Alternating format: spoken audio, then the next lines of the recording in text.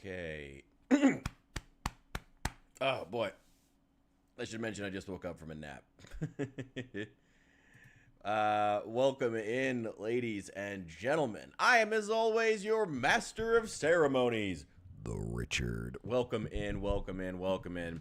We're back into the Project Zomboid, the new Memphis server today. Let me get a couple things adjusted in OBS here. Welcome in, welcome. Yes, you are first. Welcome in, Captain. Good to see you. Hope things are going well for you. Give me 1 second here, and I'm going to be diving in. There you go. All right, let's get started here. After I actually, put the thing on screen. There we go. Okay. Oh, I should not have saved in the middle of the woods. I easily could have spawned with a zombie right next to me, but oh well. That's fine. That's fine. We're surviving. Did Reed come and get his car? Nah, he's still here. That's fine, though. There we go. Okay, what time is it? It's like 6 in the afternoon. We got a few hours of light still. What am I going to be doing here? For a while. You're getting rain and hail? Oh, shoot. Hope things go well. Hope things are okay.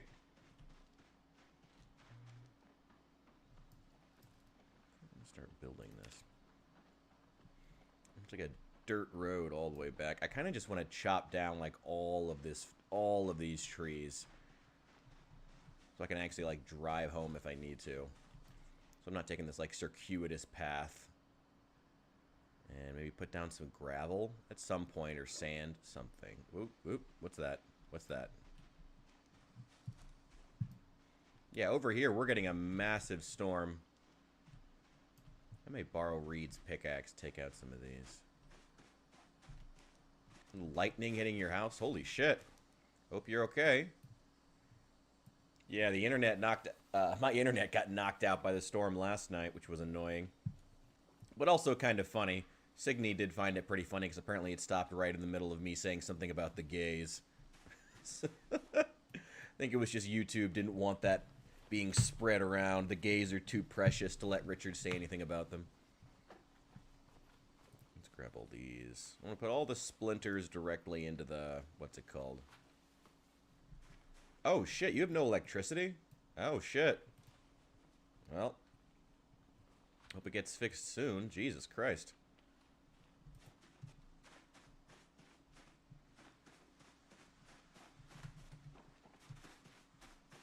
God, I'm heavy. There we go. Destroy for fuel. Twigs, all. I'm so glad they fixed that. Hang on 1 sec.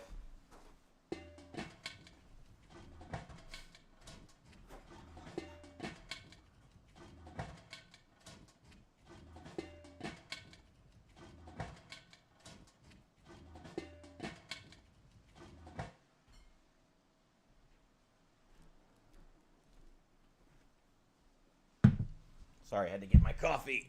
Ugh. Not all the rounds are full of water. Yeah, I'm getting that vibe. Destroy those two. What? There we go. Why do I have a bottle of wine in my inventory? Is that something I just found while chopping down a tree? Oh, shoot. Ugh.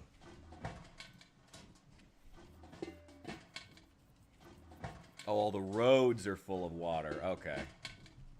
Thought you're being bombed with water. Rain. Let's see. I really need to get some rain collectors built. Like ASAP. Because I am running out of water rapidly.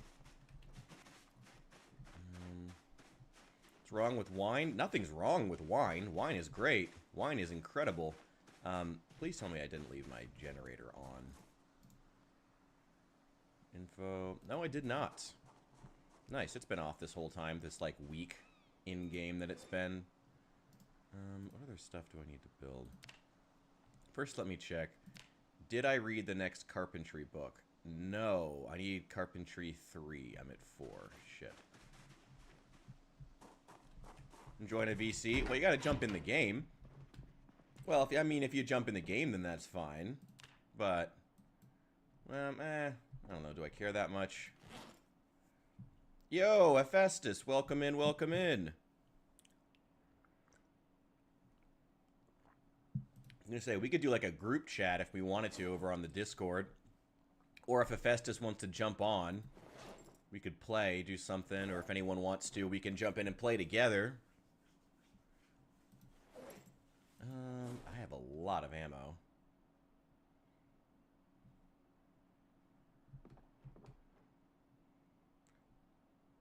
Yeah, well, I found like 3, well, those stupid metal hooks that you need in order to use them, in order to build the butcher's hooks. I found like 4 of them, and I was like, well, I don't want to spend the time and energy making storage for them, and I have plenty of wood. So I was like, well, fuck it, let's just drop them. Let's just make them into whatever we need right now.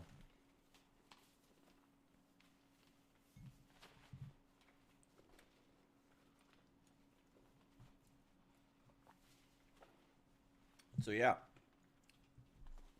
I just kind of decided to make 3 butcher's hooks outside. I have nothing to actually butcher. There are no animals nearby, but oh well. Whatever works. I mean, at least I don't have to store the hooks now. I think I still have another spare I had to throw in the basement. Oh wait, one sec. One sec.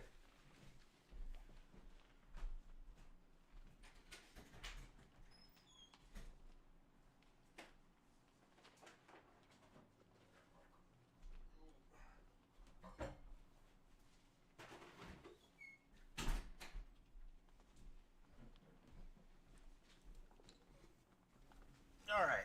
So, next big thing we need to be doing is finding Carpentry 3. We'll go check... Oh, God. Anything? Caught something. Oh, Hephaestus, you caught something from the baseball game. Oh, shit. Dude, hope you're doing okay. Sorry to hear that.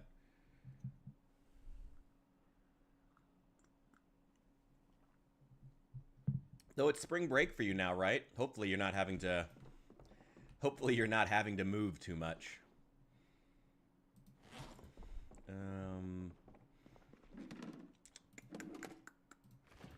Well, I mean, we can always just get water from the river. We can always just get water from the river and then use that as...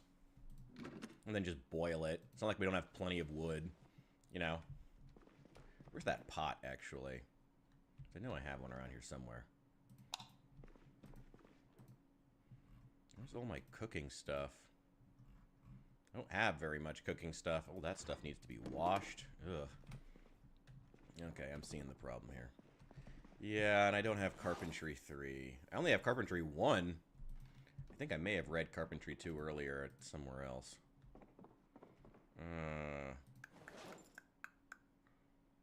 Oh, I love Real Life Fake Wizard. No, his stuff is great. Fuck yeah.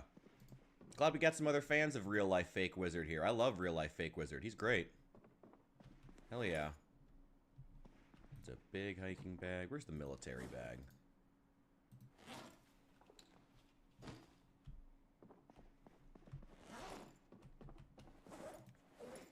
Take that hacksaw back. Take the hacksaw. Take the hacksaw. No? Okay. That's... Alright, whatever. Sometimes it just doesn't like moving things between inventories. I don't know why. What other stuff do we need to get out of here? Let's see. Welding. 2 and 3. I don't have welding 1. Mechanics 1. Tracking 1. A bunch of magazines I don't really need. Actually, I don't need legalize it either. I can use that. Throw it away. Yeah, Real Life Fake Wizard is great. His video on... watch any of his videos on Microsoft if you like his style. He is so harsh. But, like, in a fair way. In a way that I like. But he is so harsh on so many different large companies. If it's a large company and they have any sort of failure, He is like, nah, fuck these guys. And I love that. Like, he was super harsh on The Outer Worlds 2 when it didn't review well. Anytime there's a Microsoft game that doesn't do well, he's like, no, don't feel bad. Fuck him. He's actually really, really great. I like him a lot. I always appreciate someone who can come into the game. Because, like, you know, when it comes to gamers, I hate saying the word gamers, even, to be honest. Like, it's just... When it comes to those of us who play video games, it's easy to get into a habit of saying, well, you know, game devs are hardworking people. They do this. It's, you know... Now, at this point in game development, it is so concentrated in the hands of producers. So many game development jobs are handed out based on, like, nepotism at this point, based on who you know. There's no reason for us to be nice to game developers anymore unless we explicitly know it is a small studio of, like, 3 people. And that's very rare these days. More and more rare. And even then, I don't think we always need to be nice. I mean, you know, the things I've said about stuff like the guys who make The Long Dark, who've gotten a lot of passes as far as their terrible planning skills and don't really deserve it, in my opinion. Or even the Indie Stone, you know, you can absolutely criticize these companies. You absolutely can. Even if they're small, there's still a storm going on outside. Shit. If I lose power again, sorry about that. Was surprised. Expected him to veer into fundy literalism, but he stayed altogether objective. Yeah, he's great. Yeah, Real Life Fake Wizard is awesome. He also uses, he doesn't do, I don't know if he does ads sometimes, but on a lot of his videos, he does an indie game spotlight instead of an ad, which is awesome. I love that he does that. It's like, this is why I would love to have, like, a larger audience one day to reach out to. I would love to do stuff like indie game shoutouts and, like, use the platform for something positive. I would love to do shit like that. One of these days. One of these days. I'll get there. What the hell was that?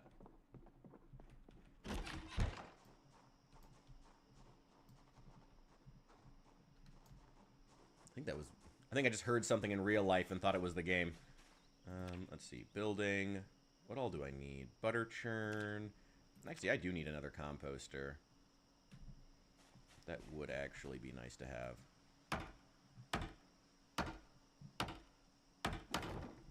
Yeah, Real Life Fake Wizard. Anyone who hasn't listened to his stuff, go do it. Real Life Fake Wizard's awesome. No. I wish I could put these on the outside. That'd be really nice. Hand-operated press.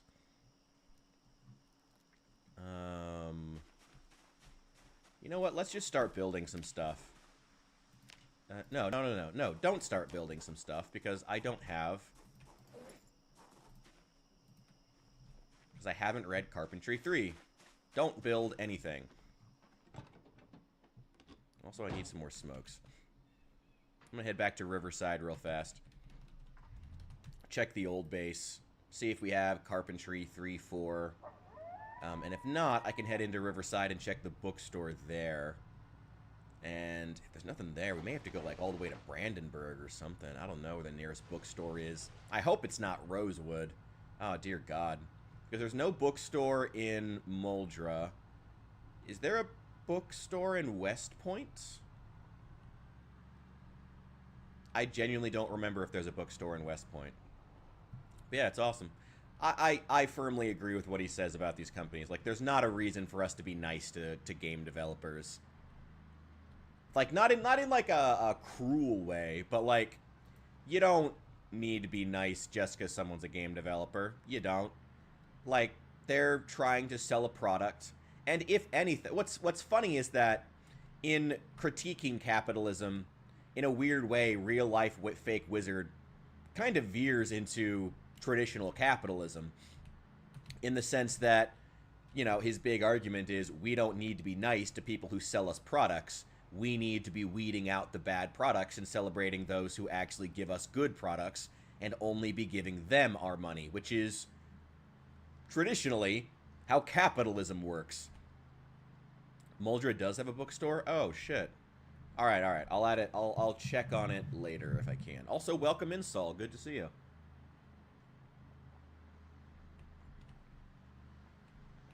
Oh, my God. Hot coffee is so good right now. Where's the bookstore in Muldra? I don't remember there ever being a bookstore in Muldra. I'll come back and look, though. I do know where the one in Riverside is, so I'm going to head there first. I'm also running low on cigarettes. I want to install that mod where cigarettes can be found on zombies. Because, oh my god. Oh my god, the lack of cigarettes is ridiculous. Someone on the server is going to have to start growing tobacco. I thought about changing the server setting to kill indoor plants. And I don't like it. I wish there was just like a partial way you can do it. Like small plants could be grown indoors. Like there's no reason you can't. Like even for a lot of like herbs, spices, things that you grow, garlic. Like you can totally grow that inside. It's now raining where I am. Okay, if I lose my internet suddenly, if the stream suddenly goes out. There's a loud ass coyote. If the stream suddenly goes out, I'm sorry. It's because of there's a storm passing through where I am. See if we can get to Riverside before it gets dark. Hopefully. Haven't seen a single zombie. Oh, hey. Well, speak of the devil and he shall appear. Hello, friend. Hello. Don't worry. I've got a knife for you. Get out of here. Get out of here. I really thought my short blade skill would be better by now. Oh, wait. Shoot. One sec.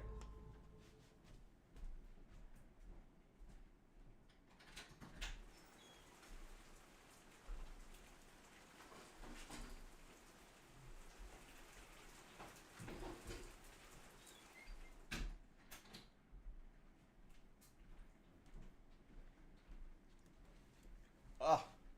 Sorry. I had to rescue my air fryer from being left outside, and now I'm all wet. Alright, let's keep going. Alright. Yeah, we got time. It's probably gonna start getting dark in like an hour. Ooh. That's fine. That's fine. That's fine. That's not a big deal. I do need to get some tools to start repairing my cars. I do need to work on that. Alright, where the hell are we? There we are. Oh, I see somebody in there. Somebody's over there. At the old base. Okay.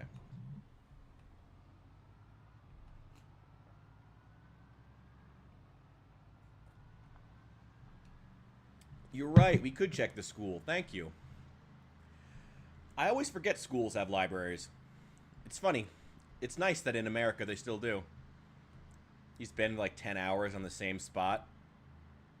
Oh, shit. Well, he's at the old base in Riverside. I'm gonna assume he's working on it. Or just logged in. What's up? What's up, Pizza? Welcome back. Wish I had a magazine teaches you how to construct items without nails, like Japanese carpentry. That would be extremely advanced carpentry. I know what you're talking about. The stuff where they fit them together like they fit together like the shims, the pieces, whatever they're called. Like a puzzle. That shit is insanely cool. There's no way some bumfuck in Kentucky is learning that over the course of a few weeks. That is like generational level skill that you have to be working on. Like that is the type of shit that needs to be passed on by your ancestors. Oh yeah, he's moving. Oh, he's at the burger place right now. I think that's the burger place. I wonder if we could make it to the school before it got dark. I doubt it. This is right around where we found the generator. I need to get that van off the road. That's really annoying. Riverside's still pretty peaceful, truth be told. Like, respawn is on, so if it was going to get worse, it would have. But this really isn't too bad. Although, I suspect someone else is doing a lot of zombie killing. Actually, I think some of these are the ones I killed when I was here looking for a generator. Here we go.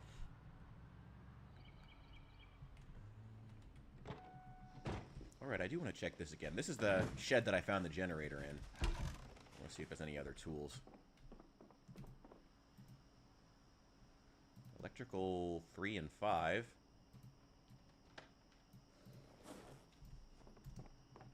What was that?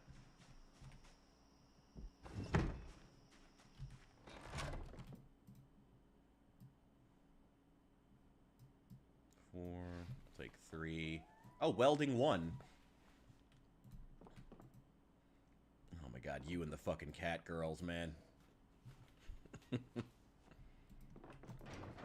Screws, an iron pipe, some sheets.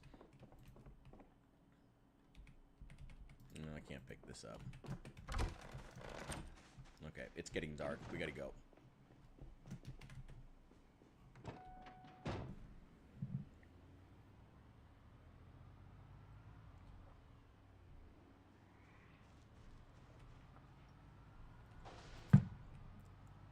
What's this? Somebody was rating the hit vids earlier, it would seem.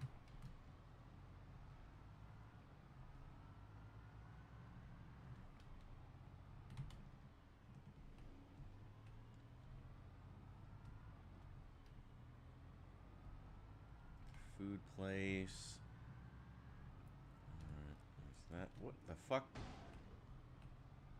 Who just hit something? Somebody's driving around. Okay, let me see. I didn't hit anything.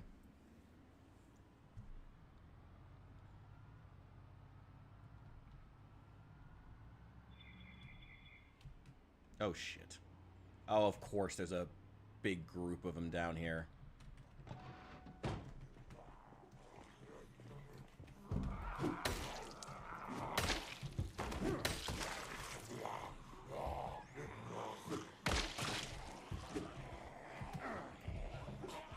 Just go, just go, just go.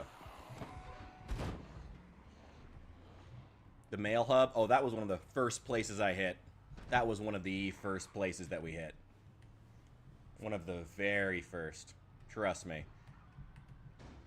No, actually, the post offices are great places for loot. Small electronics to take apart. Lots of books. Lots of magazines.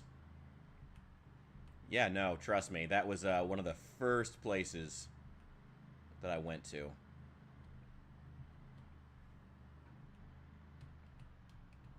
I wonder if he's put a generator over here, because if so, I do want to fill up these gas cans.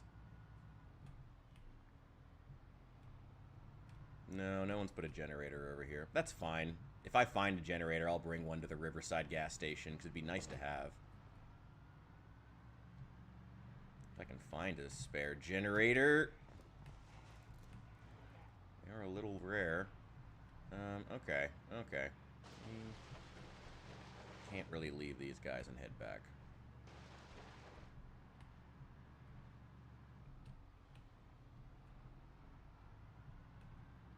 Go.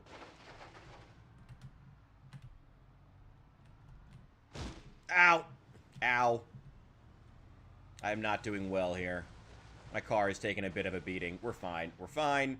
We're fine. We're fine. We're fine. Looks like he's making use of that fire truck, which is good. I'm just going to leave this in the ignition. No, I'll take this with me. I'm going to take one of these baseball bats.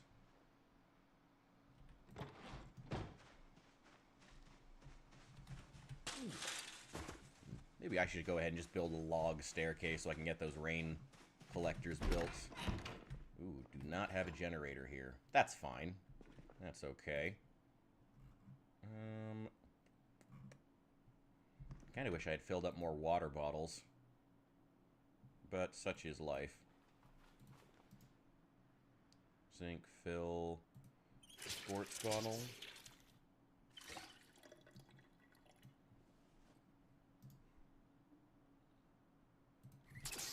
that one too. Cool. Ooh, it is getting dark. Alright, I just need to see if they have... Do we have the carpentry books? Did we ever find them? I don't think so. Shit.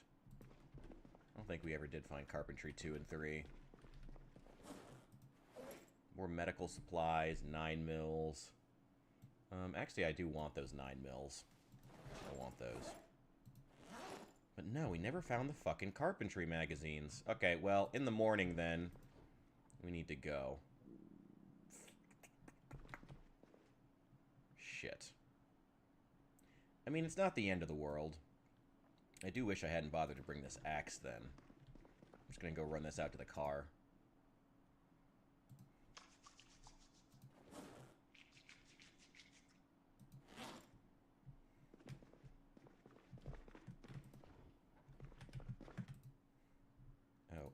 And the spares I have. Legalize it, first aid 1. Those can stay here. Anything else I might want? We don't have, like, any books, really. Or maybe he took them all. He might have taken them all to his actual base now. Which, fair.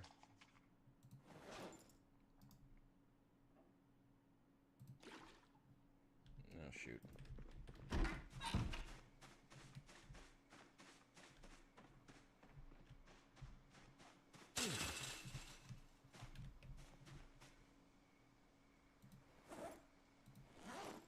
Throw the firefighter axe in the back.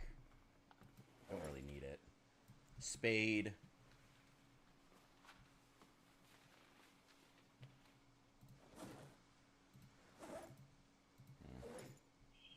Those are both empty.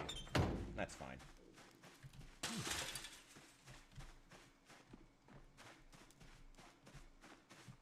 There we go. Oh my God, you're right. Bill Clinton would have been in office in 1993. June 1993. Ugh. What the? Why'd that door just open?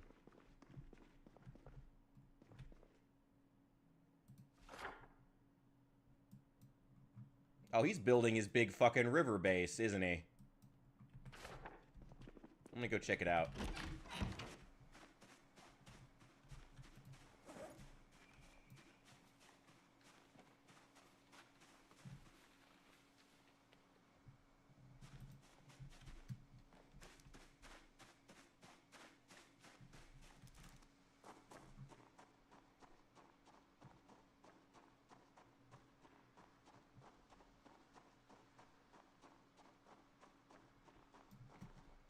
That is cars neatly organized. It's nice looking over here.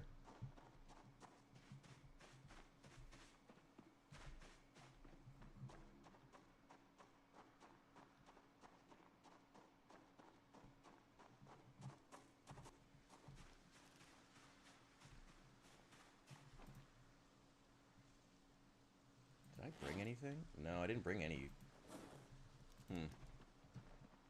Didn't bring any wood with me. Hey there! Wow, you are building quite the base out here. Where did I put my flashlight?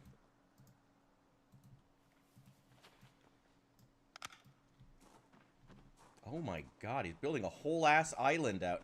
Oh my God! Jesus Christ! Man wasn't lying when he said he was building a river base.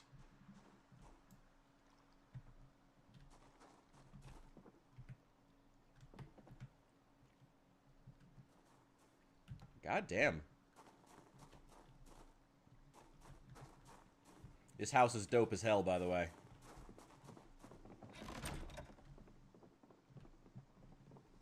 God damn. Got the fishing traps out. Ooh. Do you have a carpentry book? No. Well, it's fine. Wait. I'm gonna... Carpentry 4? Oh, that's fine. Damn. I was really hoping you had carpentry 2. Oh well.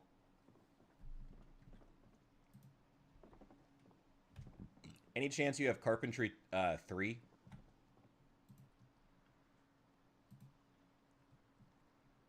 Naming, animal care.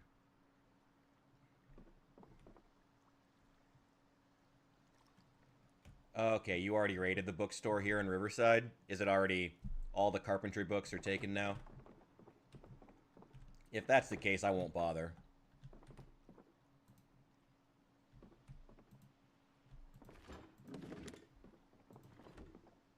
Nothing else good there. Well, that's a shame.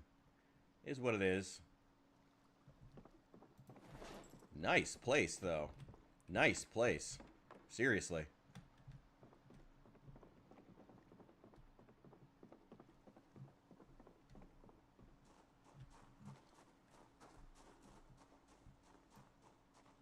Damn, built a whole ass island out here.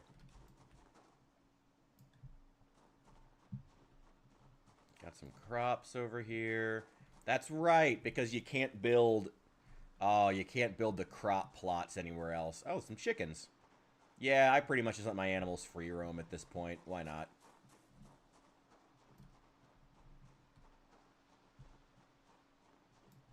Well, no Carpentry 2 in all of Riverside. Carpentry 3.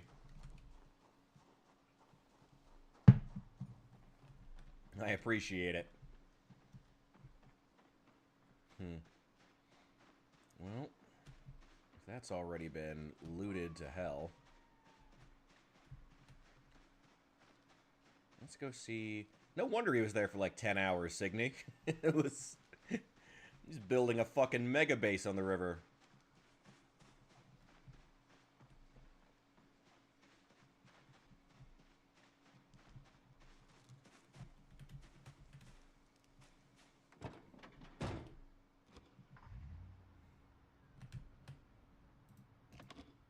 You know what? Let me hang here for a sec. Where exactly do I need to go?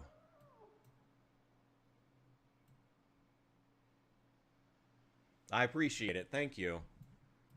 It's all good, though. I'll figure it out. I just need to find Carpentry 3 before I start doing a lot of work on my base.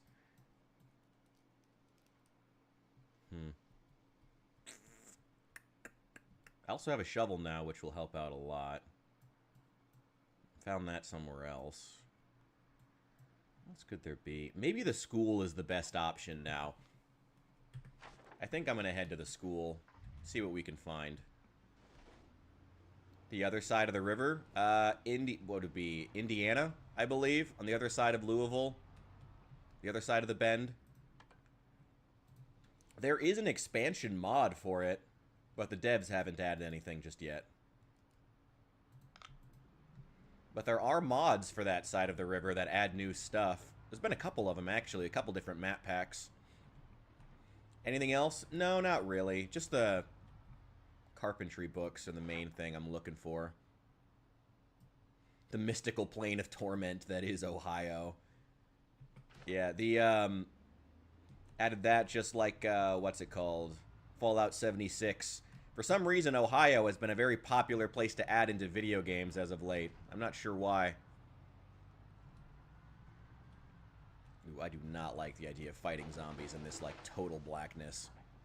I do not like that at all. Also, taillights are just non-existent in this world, apparently.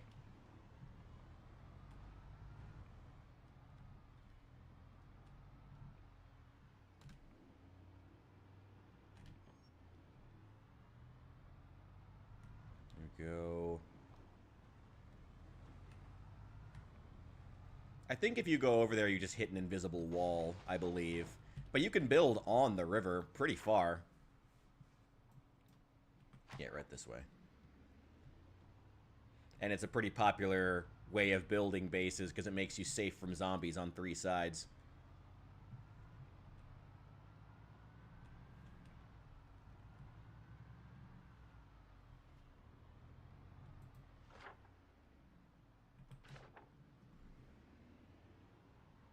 Ohio is inevitable. Yeah, I mean, that's what J.D. Vance says. I believe that's his main pitch for wanting to become president in 2026, 2028. I believe that's J.D. Vance's main argument. Ohio is inevitable. You can build across. Oh, okay, that's cool. I did not know that.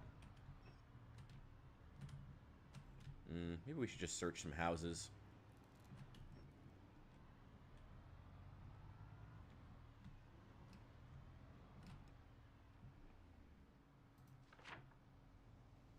Where are we exactly? Near a couple of pretty big houses, pretty wealthy houses.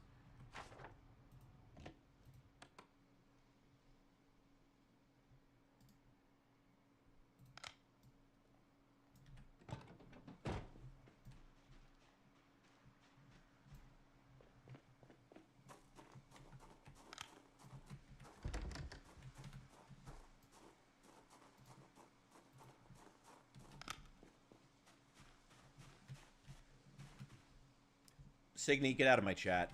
Signy, you just lost rights to be in my chat. Get the fuck out. Get the fuck out. You just lost all rights to be in my chat.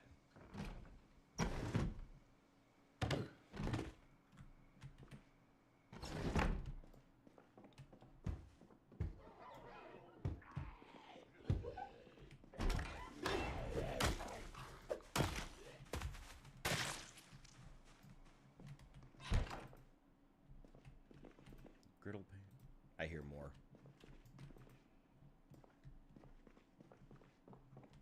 Yeah, our day. If there's any furniture you're looking for, also let me know, and I will be on the lookout for it. I'm just gonna go through some houses in the night here, start figuring stuff out. Keep looking for carpentry too. Forge built over here. Yeah, I gotta start doing some blacksmithing too. I am glad to see people actually engaging with those systems on the server, because that is the goal. I want people testing these features for the sake of the developer. Nice. Hell yeah. Take that and dismantle that power bar.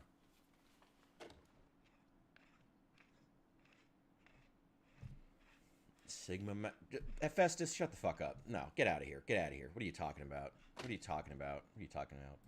Signy called me a boomer? What the fuck? Not even close, brother. I'll have you know, I am a lame as fuck millennial. Millennials are lame all on their own. Millennials don't need you to lie for us about how fucking lame we are. Another baseball bat. Hell yeah. Yeah, millennials don't need you to lie to us about how fucking lame we are. We know exactly how fucking lame we are. Can I just say, by the way, I love the fact that, like, millennials are getting clowned on more than ever. I think that's great and well-deserved. I love to see it. Love to see millennials and millennial culture getting clowned on every time I fucking hear, every time I turn on Instagram Reels or TikTok, I hear somebody bashing millennials with that, what is that song? Was that, "We are young, and there's a fire in our soul." It's so good. Oh, so good. And don't get me wrong, there are some aspects of millennial culture I do defend. But the later years of the stomp, clap, hey, boom, the later years of the something the band attempts at bringing back 2003's musical tastes, those I cannot defend. No, that's the worst of millennial culture and deserves to be forgotten forever. Forever. We are young. Hey, there's a fire in our soul. Oh my god. The fucking millennial burger joint has become the embodiment of everything that is lame about millennials, and I am so fucking here for it. I'm so fucking here for it. Oh my god. Sadly, it did not, no. Tragic, I know. The World Trade Center bombing, unfortunately, was not oh god, we got a horde. Well, it's a small one. Oh god, oh god. Oh god, oh god, oh god. Okay, alright, we're good.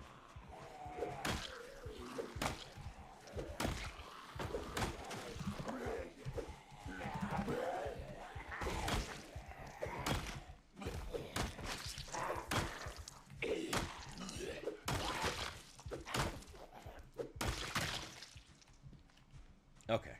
Whew. We're good. We're good. We're good. I knew at least a few of them were going to be attracted by the car. Alright,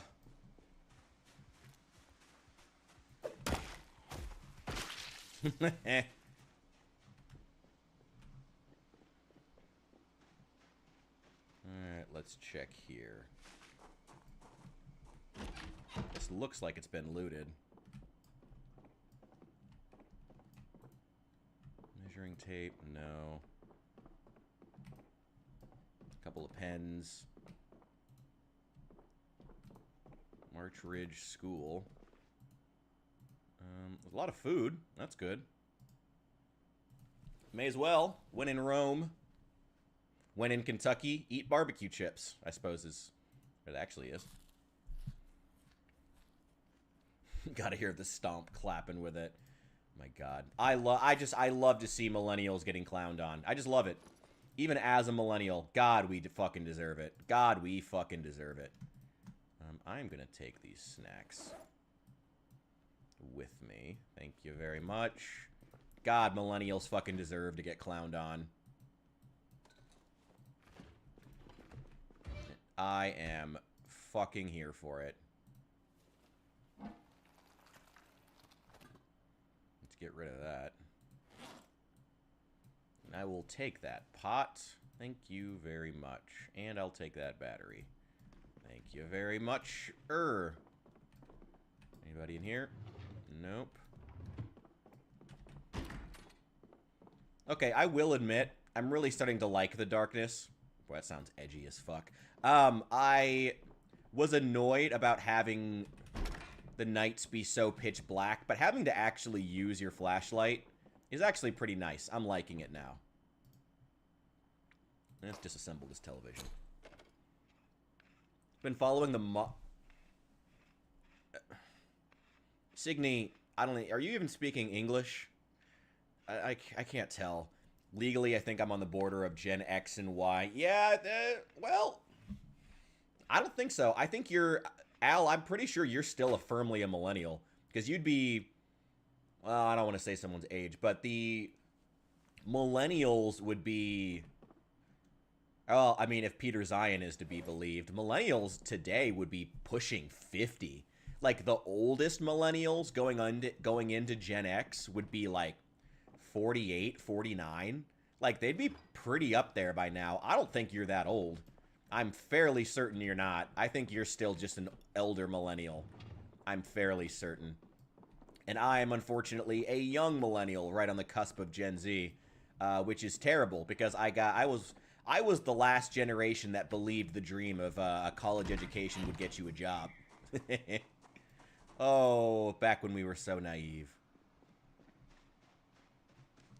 Trying to level up carving can make short and long bats. Hell yes. I have been... Oh, God. Whoa, whoa, whoa. Just stabbed her with the multi-tool. Reflexively. Yeah, just put that away. I shouldn't be stabbing anybody with that. A couple more chips. Some other snacks. That's good to have. Go ahead and give me those. Then the new number 3 Republican, someone jacked his... Oh, I did see that. I did see that dude who got his wig snatched off his head. That was funny as fuck. I did see that guy.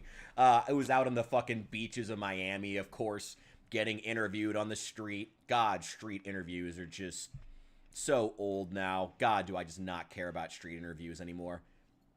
I did see the guy get his wig snatched. That was funny as fuck. Men should not wear wigs. Bald gracefully if you're going... And he wasn't even bald. That was the really sad part. He wasn't even fucking balding. He just had short hair. He had like a crew cut beneath it. Like, just have your actual hair. Whatever happened to balding gracefully? Fucking terrible. You know what I find hilarious? Listening to Nox Talk Radio, and it goes from, the world is ending, to, and now a word from our sponsors. Even in the zombie apocalypse, there's no free airtime. Well, yeah, I think a lot of that, I think I think in the story of the game, the last few days of radio chatter were for the most part automated. I think, If anyone knows better, do let me know, because I'd be curious, but I'm fairly certain those last couple of days are, like, automated. Let's open this up with the multi-tool. And we're going to go ahead and drink these. And eat a can of spaghetti bolognese. Turning 40 this year, I'm a boomer. No. If you're turning 40 this year, you're an elder millennial. You're not even, maybe not even an elder millennial. You're like a early to mid millennial if you're turning 40 this year. You're an early to mid millennial. Because the oldest millennials are at least 45. At least. It's, I think, a bit older, but at least 45 for the eldest millennials. So you're way away from Gen X. You are a good couple of years away from Gen X, Al. Bro was rizzing some, Signy, speak English, okay? Speak English, please. Oh my god. Can't call someone a mid-millennial. It's fucked up. Well, if the shoe fits, you may as well wear it. There's nothing wrong. Besides, millennials did have their moments of some good culture. Even the stomp clap hey was at one point actually a refreshing change of pace. I mean, when, what is it, Mumford & Sons burst onto the scene and became one of the biggest things in music for a few years and, like, changed the face of popular music in, like, 2011-ish, I want to say. I mean, it was genuinely a breath of fresh air because they were, because, like, we were coming out of the era of will.i.am. You know, the era of, like, the Black Eyed Peas. It was actually refreshing to see. Can reinforce long weapon. Need screws and rags. Okay. I can get rags. Yeah, it was genuinely a breath of fresh air at the time. But then, you know, that breath of fresh air became just anything, became just any other fucking sound, because we had that negligee gave me a lot of rags. Yeah, I mean, it got overdone. You know, people thought at first that the stomp clap hey, like, very tuned down style of music was something new and refreshing at the time, but then it itself became overdone, and people got sick of it eventually. It became overproduced, and people didn't want it anymore because it just wasn't the same. You know?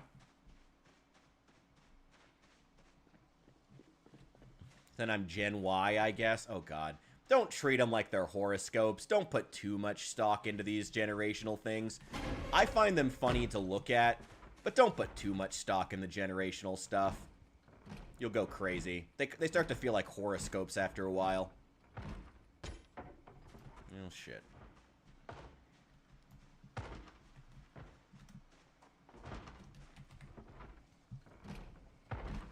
Probably gonna add a second story to this place. Hell yeah. Make a gym room. Fuck yeah.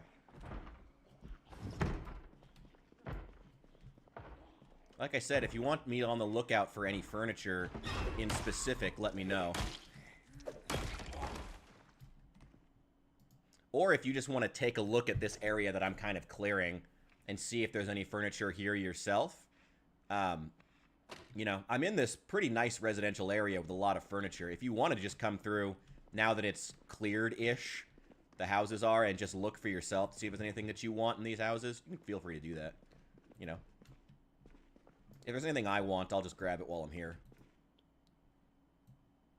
Take those. Close this up. In here. No. You're not old, you're just mid. That's not what I'm saying. You know that's not what I'm saying. Come on, man.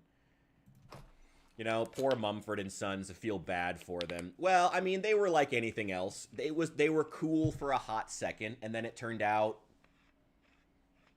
You know, I mean, even music that's acoustic can be overdone, or be overproduced, or be done too many times. It's just... You know, that's maybe the what millennials had to learn more than anybody else. Just because something's acoustic doesn't mean that it's actually, like, you know, not synthetic. If that makes sense. You know, it can still get old. Anything can. Hang on, I don't want to stab people with the multi-tool. Just a waste. And the multi-tools are really, really powerful. Like, they're really good. You can use them to open cans, bottles. Ooh, a fresh onion. And a paper bag with some rotten shit in it. Cheese grater. If there's any big pots, I will take those. Fruit talk. Ooh, can opener. I do want that can opener. Whiskey. Yeah, I'll have some Diet Cola. Why not? Need to find some more cigarettes. Might have to go to the gas station for that. If I find a generator, by the way, Arday, I don't know if you wanted more generators, but if I find one, I'm going to prioritize putting it at the Riverside gas station, if that's all right with you. That's where I'm going to prioritize it.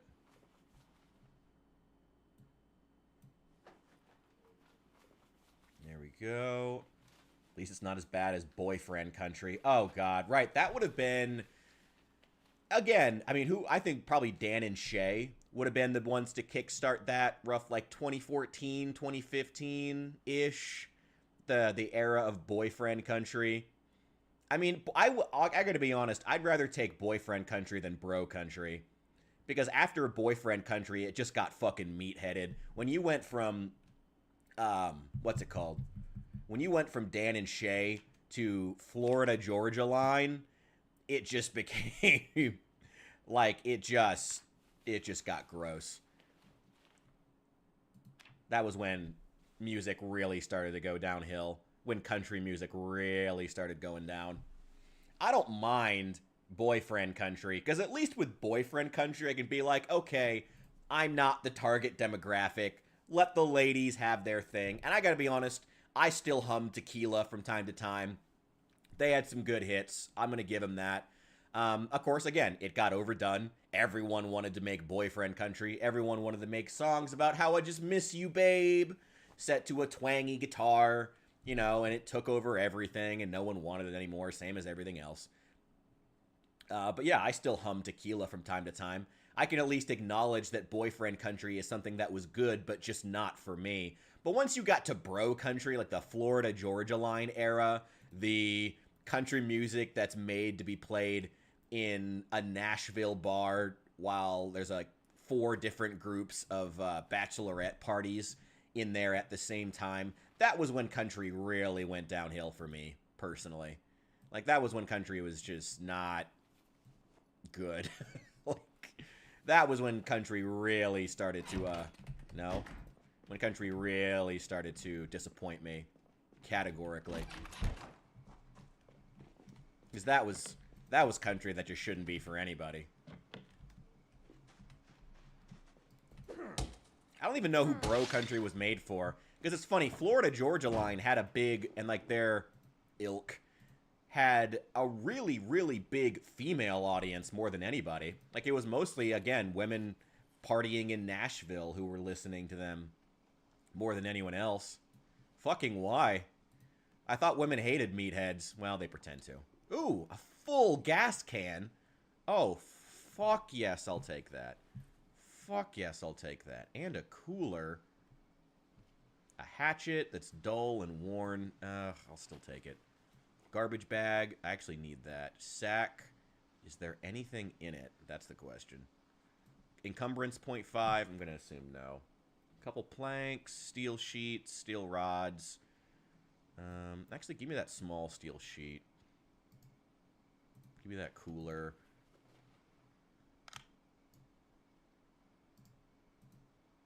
Hang on. Let's get back to the van. We'll start having light here soon. I am very heavy. Cold pack, a lot of soda. We're getting a lot of good stuff. That's nice. How full is our bag is very full. Okay. Put that in the trunk and put that in the trunk. It doesn't fit. Fuck. Okay. That's gonna go in the front seat.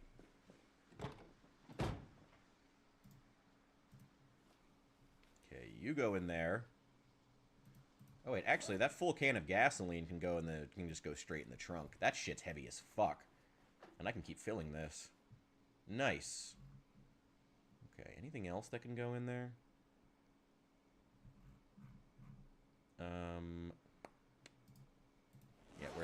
instead. Let's see. There we go. Hope the bro country be the start of a country folk bluegrass revolution. Instead, they just robbed in with pop alternative. Yeah, pretty much. I mean, that's usually what happens. I mean, they end up... They say that we're country and we still want to represent, like, proper country music, and then they don't, eventually. Eventually, they decide that it's more profitable to just be a pop group. I mean, whether you're talking about individual bands or, you know, someone as big as Taylor Swift. You know, she started that. Everyone forgets that it's almost unthinkable that she started out in country music now. But, yeah, I mean, that's how it goes. Usually you end up, you either die a country star or you live long enough to see yourself go pop. Oh, boy. Okay, school is a bit full of Zeds. But that's okay. We are well equipped to take them out. Okay. Ooh! Take that. Okay, getting the lengths right here is a bit tough. Come on. Get over here. Ugh! God, that's satisfying. Oh, wait, hang on. You need to die. There we go. There we go. All right. There we go. Oh, you just found another... Oh, Arde, you found another generator. All right, I mean, put it wherever you want. I'm just saying if I find... I've got one for my base now over between West Point and Riverside. So if I find another one, it's going in the Riverside gas station. If you have a spare generator, you put it wherever you want. That's just where mine's gonna go. I don't know where in the world you're going. Get out of here, Zed. I will admit, I do kind of miss playing in single player where zombies don't respawn and stop really being an issue. Because I always liked, thematically, playing in a version of the zombie apocalypse where the zombies don't come back. Because I feel like that's more interesting. Because then you can really focus on, like, the crafting and really focus on... Oh, shit. It's gonna be dark as fuck in there, even in daylight. Okay.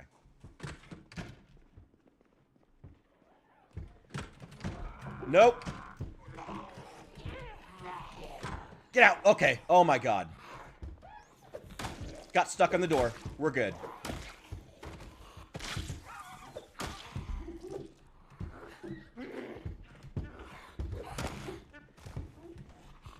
Oh, shit. Okay. Oh. There we go. Had to clear up my mom's house. Found her Matchbox 20 and Backstreet Boys CDs. Oh my God, that is some elder millennial shit. I have an older sister who's about 8-9 years older than me, and she was very much in the craze of Goo Goo Dolls. Oh yeah, Backstreet Boys, Fall Out Boy. Actually, yeah, I think she'd be around your age, Al, and she is definitely elder millennial. That is 100%. This game needs Crimson Heads. I don't know what that is. Is that something from Crimson Desert, that new game? What's in here? Nothing. Okay. I don't need to clear this whole place. I just need to get to the library. I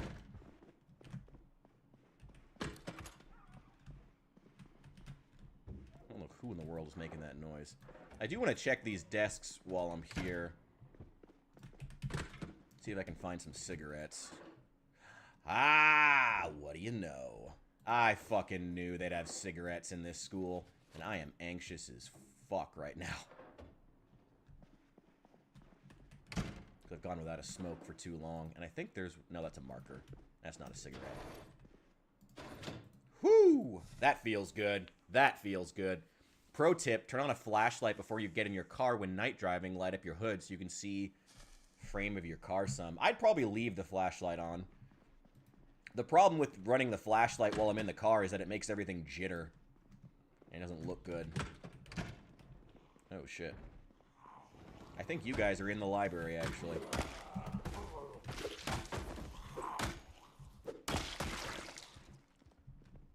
I think that might be the library. No, teacher's lounge. Well, still might be some stuff here.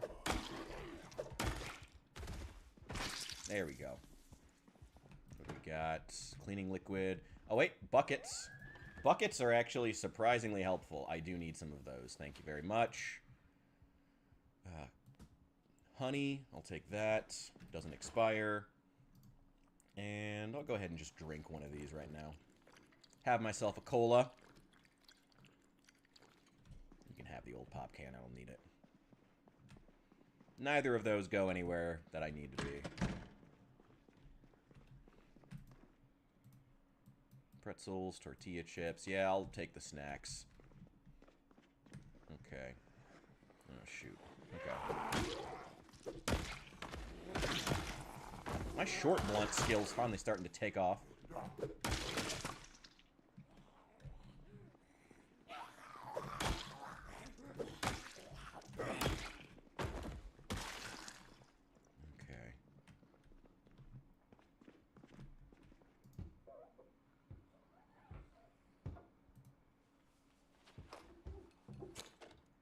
I don't know what window's being pounded on right now exactly.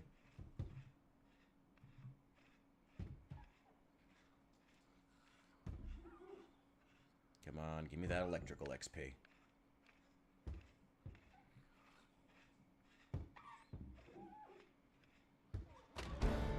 Nice. What am I at now, as far as electrical skill? I just hit 2. Okay, well, I'll take it. Okay, there'll be some books in there. Classroom.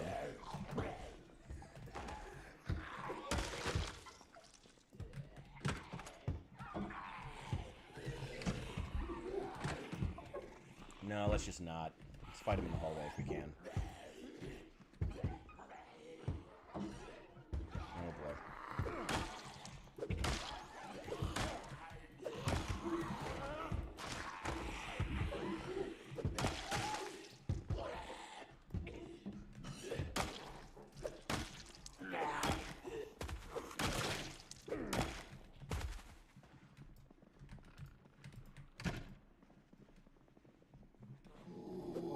I've gotcha. Need a sledgehammer, just knock out one of these walls to the outside. Then I have plenty of light.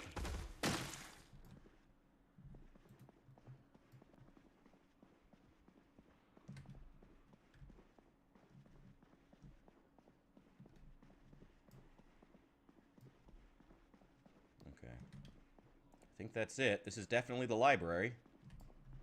Okay. What do we got? Oh, glass magazine. Animal Care 2? Okay, I'll take it.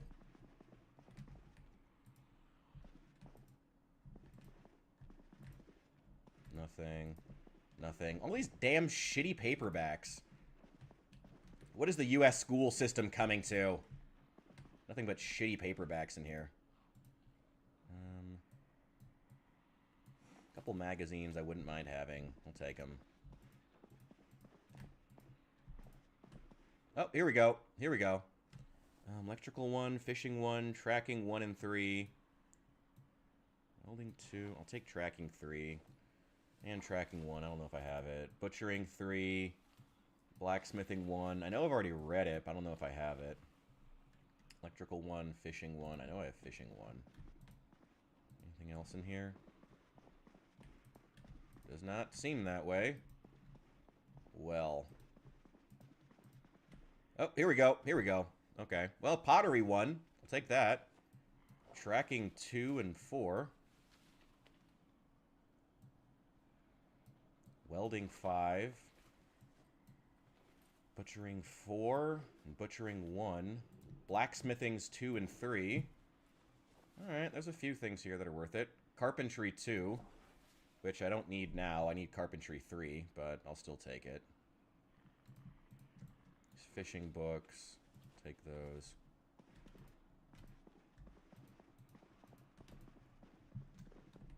Well, nothing really here. It's not even a shop or something.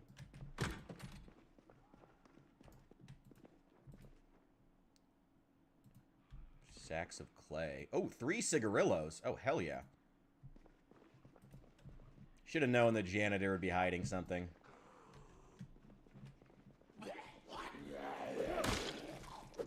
There we go.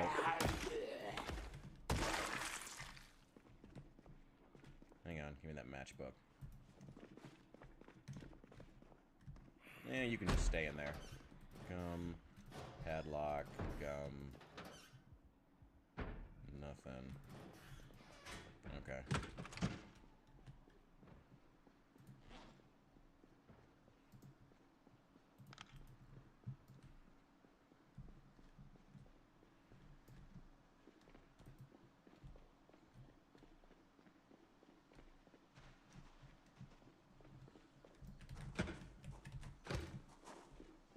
Go.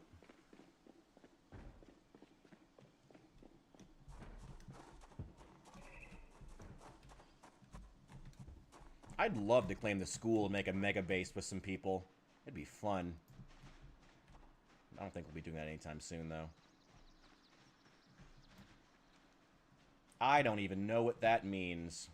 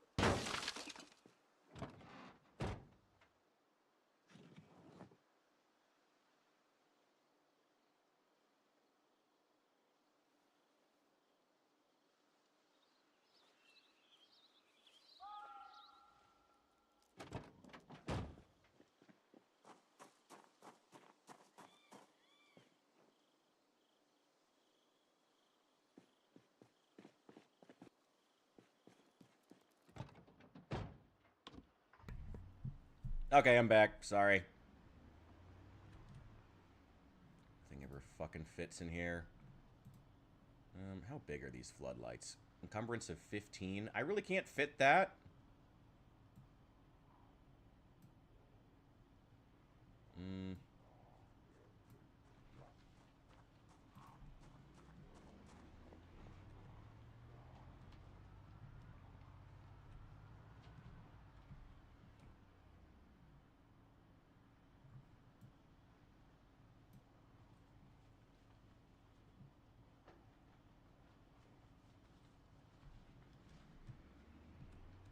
Nope, it's not letting me move anything again. I don't know why.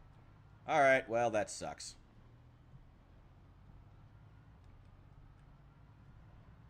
Aren't any metal detectors. Yeah, Well, at least the zombie apocalypse allowed us to skip Columbine. Thank God for that.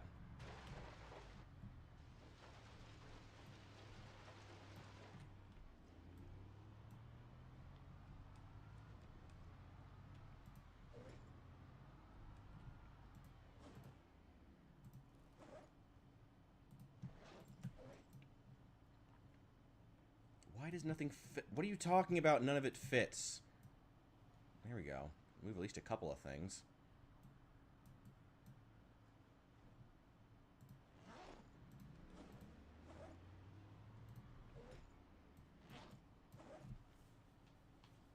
And, again, it's just not letting me move stuff. I don't know why. Sometimes it just decides I'm not allowed to move anything, and I don't know why.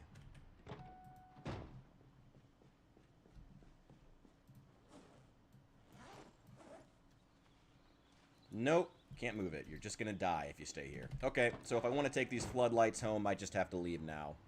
That sucks. Okay.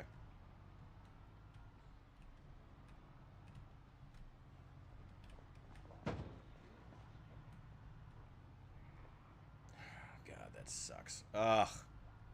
Limited space in your inventory is like the bane of my existence, I swear to Christ. Didn't manage to get that propane tank, but oh well.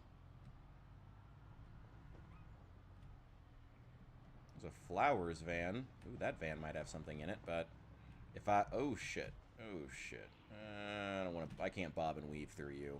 Okay. Okay, we're fine. We're fine. It's just Riverside. Don't freak out.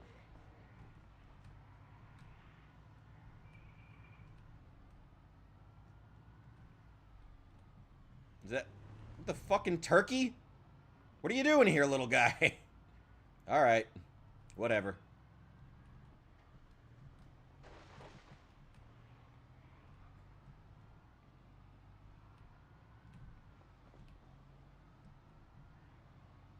Is this the grocery store? Yeah, this is the Gigamart. Okay, there are quite a few Zeds around here. I guess that's to be expected. A lot of trash on the ground. Come on, Kentucky, you can do better than this. Here's the church. And a convict running around the church parking lot. Okay, sure. Why not? We got quite a few pretty sizable little clusters of zombies around here.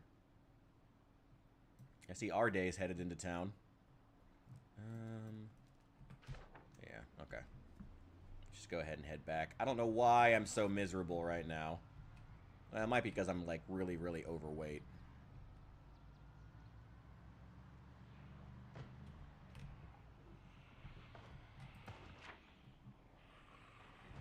Yes. Okay.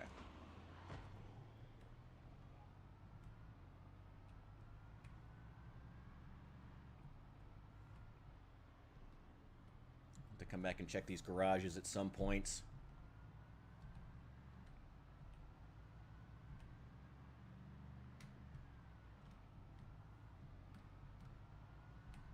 Metal detectors would actually be kind of cool at the schools, though, I have to admit. Like, as a hazard you have to avoid. Or else bring lots of enemies to you. I feel like I've seen that in the video game. Was that in... Did Darktide do that? No. Did anyone do that? Oh, I forget.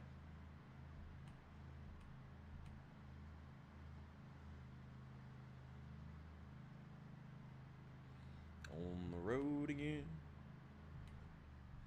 Can't wait to get on the road again. Alright. We're coming up to our turn. And we really are living in the middle of bumfuck nowhere.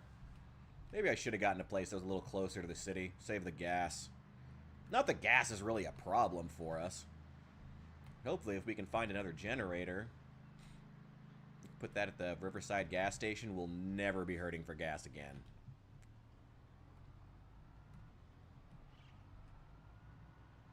At least between that and West Point.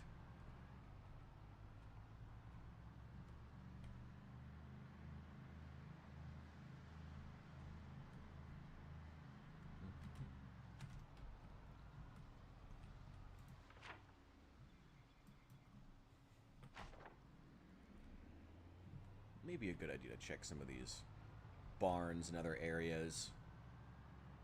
I don't really need farming supplies right now.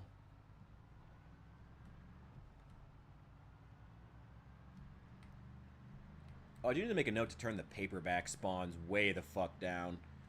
I fucking hate the paper. The paperbacks just clog up the loot list so badly.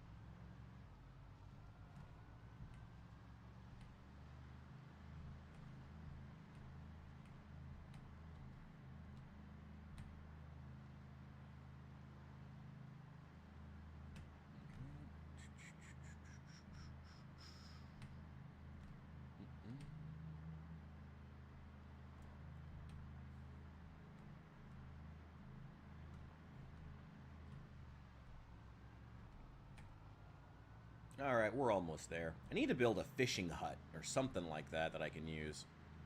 So many good fishing opportunities I'm just passing on here.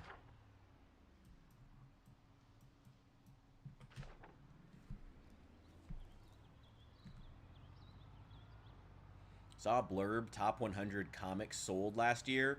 Absolute Batman ate up 70% of the list. I never actually read Absolute Batman. I've only seen the clips that you've shown me. I mean, it looks alright. I mean,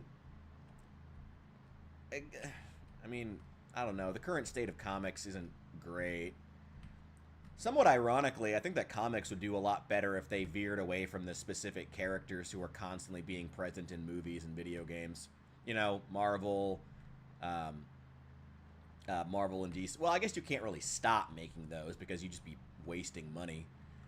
I don't know. As much as I hate agreeing with Garth Ennis about anything, I do think he's kind of right that comics need to branch out from superheroes more and start telling a wider variety of stories. I think would be the best thing for them.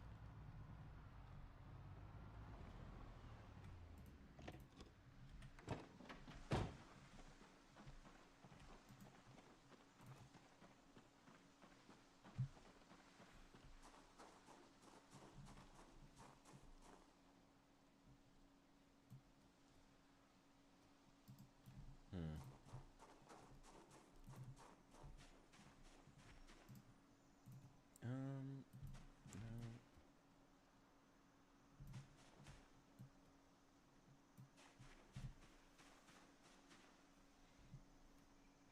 Time to... If you have to retcon an origin story because the character's too old to make sense, time to retire the character. Is that true of Batman, do you think? I don't know. It's arguable, to be honest. It's very, very arguable. There's a lot of characters who are maybe past their prime. Or at least their ability to, like, connect to modern audiences. I don't know, modern, postmodern, whatever. You get what I mean. Okay, I already had tracking 1 and tracking 4. Welding 5. Alright, we'll just remove any duplicates. It's not a big deal. Just see where we are. Fishing. Oh, I should have grabbed fishing 1. Oh, well, it might be in the other one of the other bags. I'm bringing home a lot of stuff. Second copy of Blacksmithing 1, that's fine. But I also got the Blacksmithings 2 and 3 books, which is great. Butchering 1. I already had Butchering 3. Well, here's Butchering 4. I need Butchering 2. I found Carpentry 2, which I don't need. I need Carpentry 3. I've got Cooking 3, 4, and 5. Alright, what duplicates do we have here? Tracking 1. Grab that. Shoot. Grab 1. Well, that really sucks. But oh well, not the end of the world. In fact, very far from it. Just drop these on the ground. Which, for some reason, takes a really long time to drop books on the ground. I don't know why. Sometimes Project Zomboid is just like that. Okay. Extra bucket. I don't know. What characters do you guys think should be retired? And which ones do you think just need, like, a refresh for the modern age? I'm curious. Like, as someone who's not a big comic book fan, I am curious to know what you guys think. Especially those who read more comics than I do. Like, what characters do you think just need the axe? And what ones do you think are still good and still relevant? Just might need maybe a tweak or two or something, you know? Like, where are we on that? Also, I'm going to grab me a beer here in just a second, so... Yeah, it's like 9 o'clock here. I am entitled to a beer. I can absolutely have a beer. Let's grab the cooler with all the drinks in it. Don't need that, don't need that, don't need that. We'll just set this right here, to be honest. Doesn't need to go anywhere else. Leave that right there. Fortunately, I was able to find cigarettes in the school. Where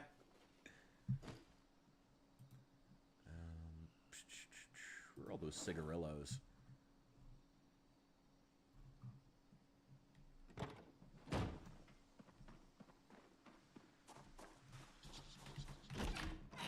Alright, there we go. Don't know about retire, but legacy characters like Batman and Superman do definitely deserve a grassroots, modern rebuild that is more substantial than the absolute line. Sooner or later, Batman Beyond will be the contemporary Batman. I love Batman Beyond, to be entirely honest. Personally, if I may weigh in, I would love if that happened. I'm a huge fan. Like, I actually am a huge fan of the old school, well, old school 90s theory of what the future would look like when it was all, like, techno and flashing lights and shit. I thought that shit was so cool. I thought that shit was great. I loved it. I love Batman Beyond. Loved the original cartoon. Loved subsequent comic book iterations. I like Terry McGinnis. I think he's a fun character. I think he's interesting. I think he actually is an interesting take on the Batman mythos. And I really like his villain. Who's the guy? Yeah, I forget his name, but we've all seen him, because you've all seen, if you're even a tangential Batman fan, you've seen the meme of, like, you killed my father. Do you know how little that narrows it down? That guy. Yeah, he's fucking great. Yeah, I absolutely love Terry McGinnis. I think he's a great character. I love him. Would like to see more of him. Hell yeah. I'd axe 70% of the Greater Justice League, send Fantastic Four to the bin, and burn the damn forest down. Blackburn the Flash deserves retirement. Jesus Christ. You are harsh, bro. Harsh.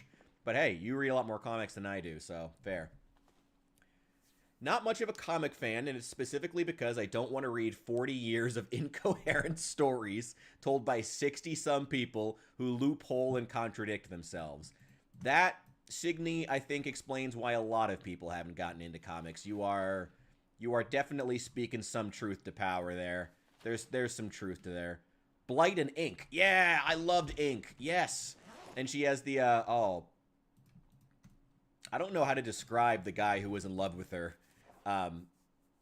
Special needs gentleman who's really into her. I liked their little arc, their episode.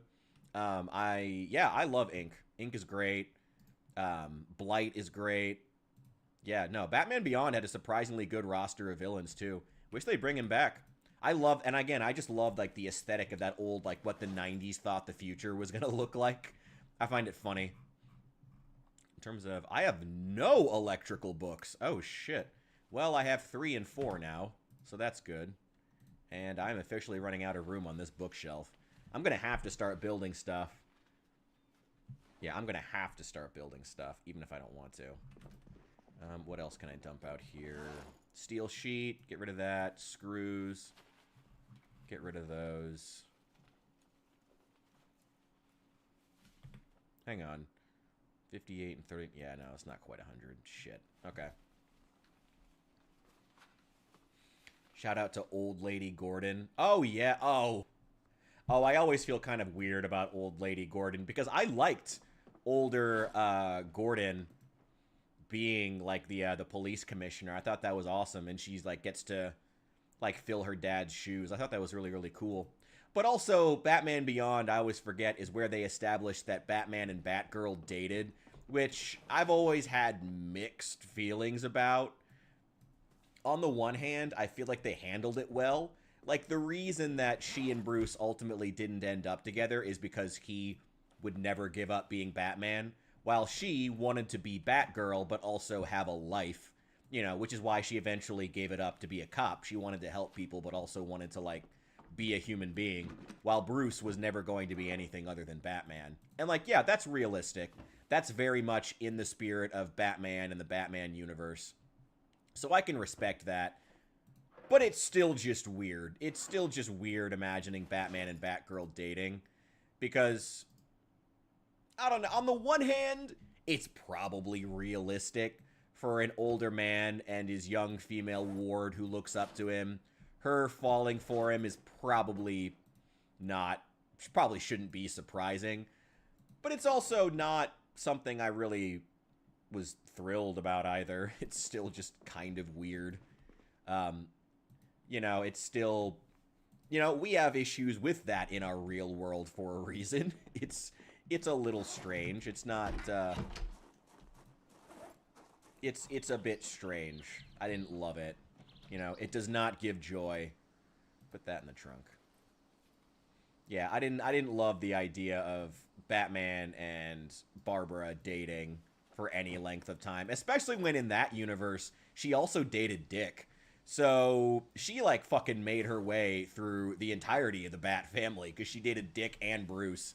That's fucking weird. Any universe where anybody dates the both of them is fucking weird. It needs to be expunged. Yeah, if I had the crown, start making the Batman verse the Beyond verse the mainline setting. Post date the characters of the 70s, 90s. The common lore isn't lost, but look forward. Hell yeah.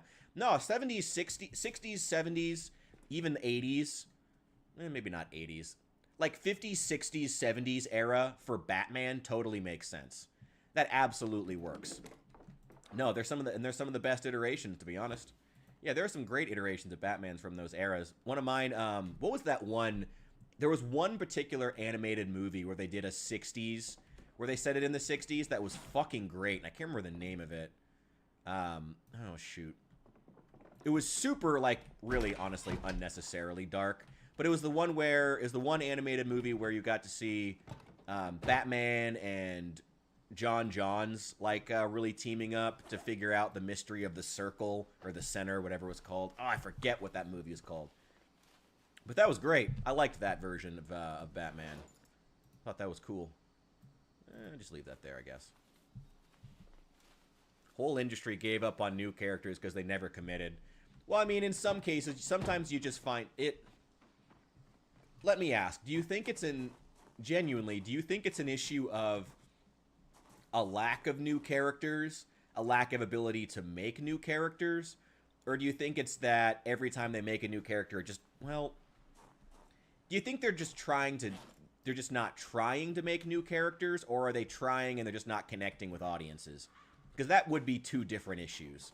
And I'm very curious for anyone who wants to weigh in on that. Like, do you think that not getting new characters in movies, TV, comics, video games, the fact that we're not getting new characters, do you think it's an issue of they are creating new characters, but they're not landing with audiences? Or do you think it's they're not trying at all to make new characters? Which do you think it is? I am very curious. I think, personally, there are still some segments of pop culture where they're trying to make new characters that they're just not landing. And that's not all of them.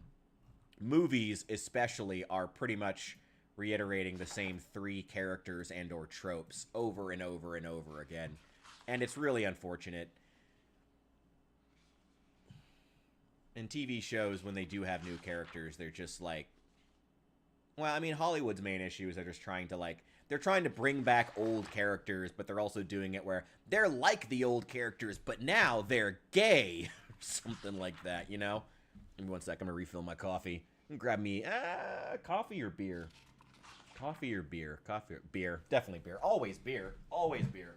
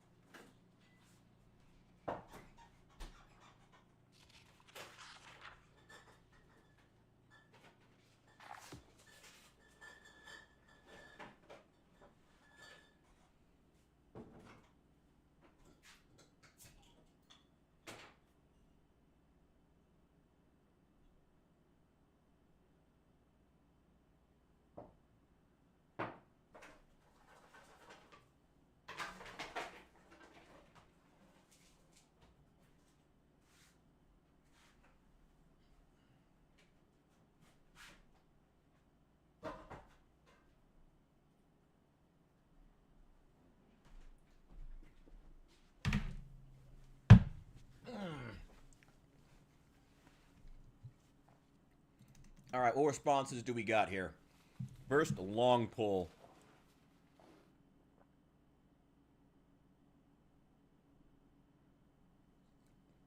Hell yeah.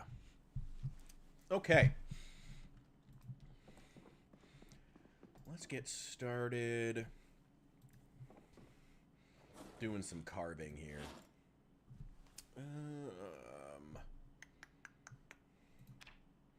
Because I'm pretty sure, yeah, I did read the carving book, so that I actually am getting the multiplier for.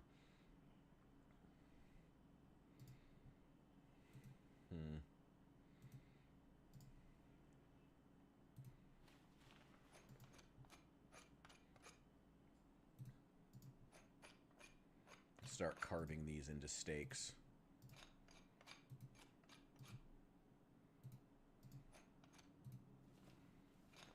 For 3 XP.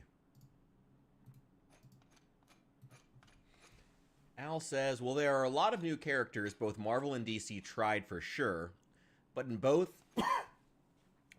cases, chasing DEI and the almighty dollar, guys like Signal and Batwing never had a chance. Yeah.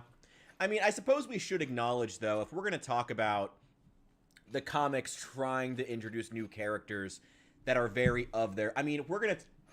I do think that now that DEI is so hideously unpopular, I do think... so let me finish your point. Moreover, they never interrupted the big selling names. The notable exception, there was Superior Spider-Man. I do remember Superior Spider-Man getting decent traction, even with non-comic book fans. That's one of the few that I've actually heard of. Where there's, you know, Doc Ock took over Peter Parker's body. Yeah, that was cool. That was actually one of the few big comic runs that actually managed to, like, pierce the veil of mainstream culture in the last few years.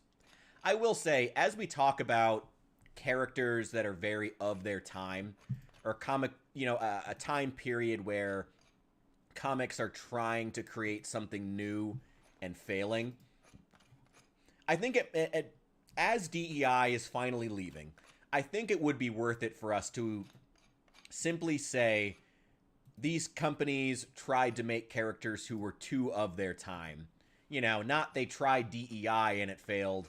It's that they tried to make the characters too of their time. Too of the 2020s, late 2010s, when DEI was at its peak. You know, during the anti-Trump era. Because, I mean, you look at other eras of comic books, and they had the same issue. It's not, well, even if it wasn't DEI, making characters who are way too of their time has always been an issue in comic books. I mean, look at any number of 90s, the new characters they were trying to make that were failing in the 90s when they were all super, like super fucking edgy all the fucking time. You know, look at Jean Paul Valley's version of Batman, how that didn't stick. Because it was hideously 90s, you know? I do think it's worth it for anyone anyone who has an opinion on DEI, I think it's worth it for all of us to start thinking to ourselves, not in terms of DEI being a thing, because DEI is not going to be a thing much longer. Instead, to just think of it as, oh, it was this thing that was of its time. There's not really a need to be angry about it anymore, you know? It was, and it no longer is, and thank God for that.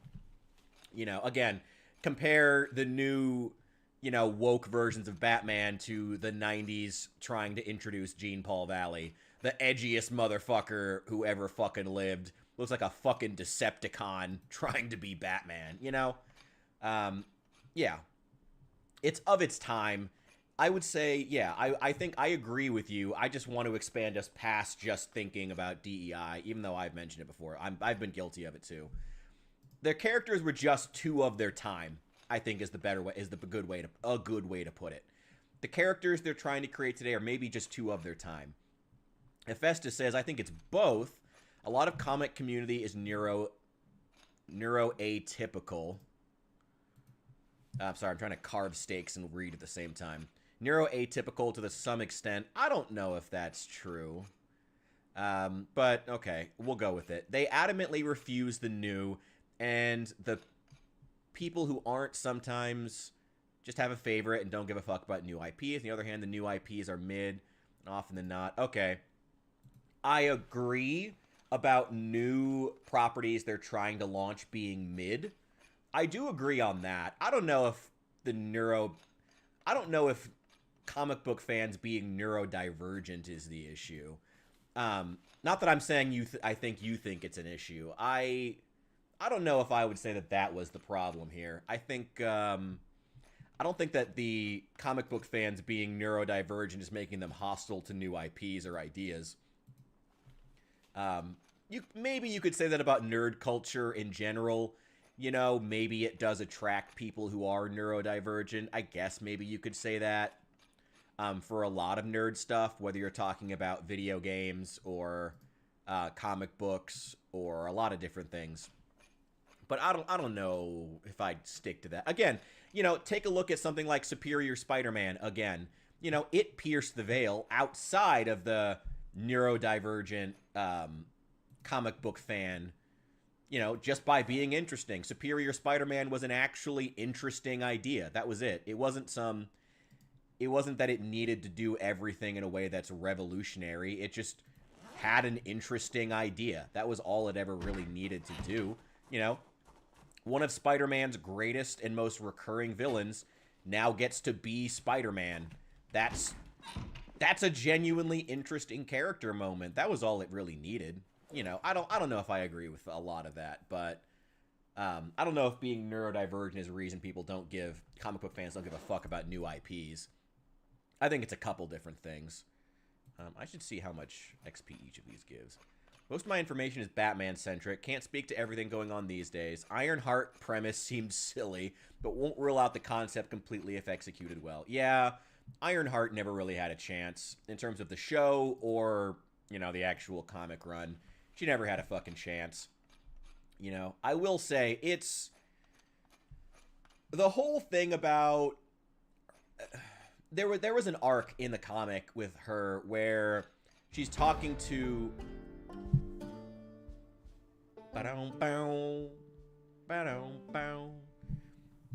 let's keep going. I see a lack of consequences with regard to lore. When Batman married Catwoman, it meant nothing, was over in a year, because the line itself still runs in the old pulp publication rules. Yeah, eventually. I mean, it's running on, like, sitcom logic. At the end of the day, everything has to go back to exactly how it was before.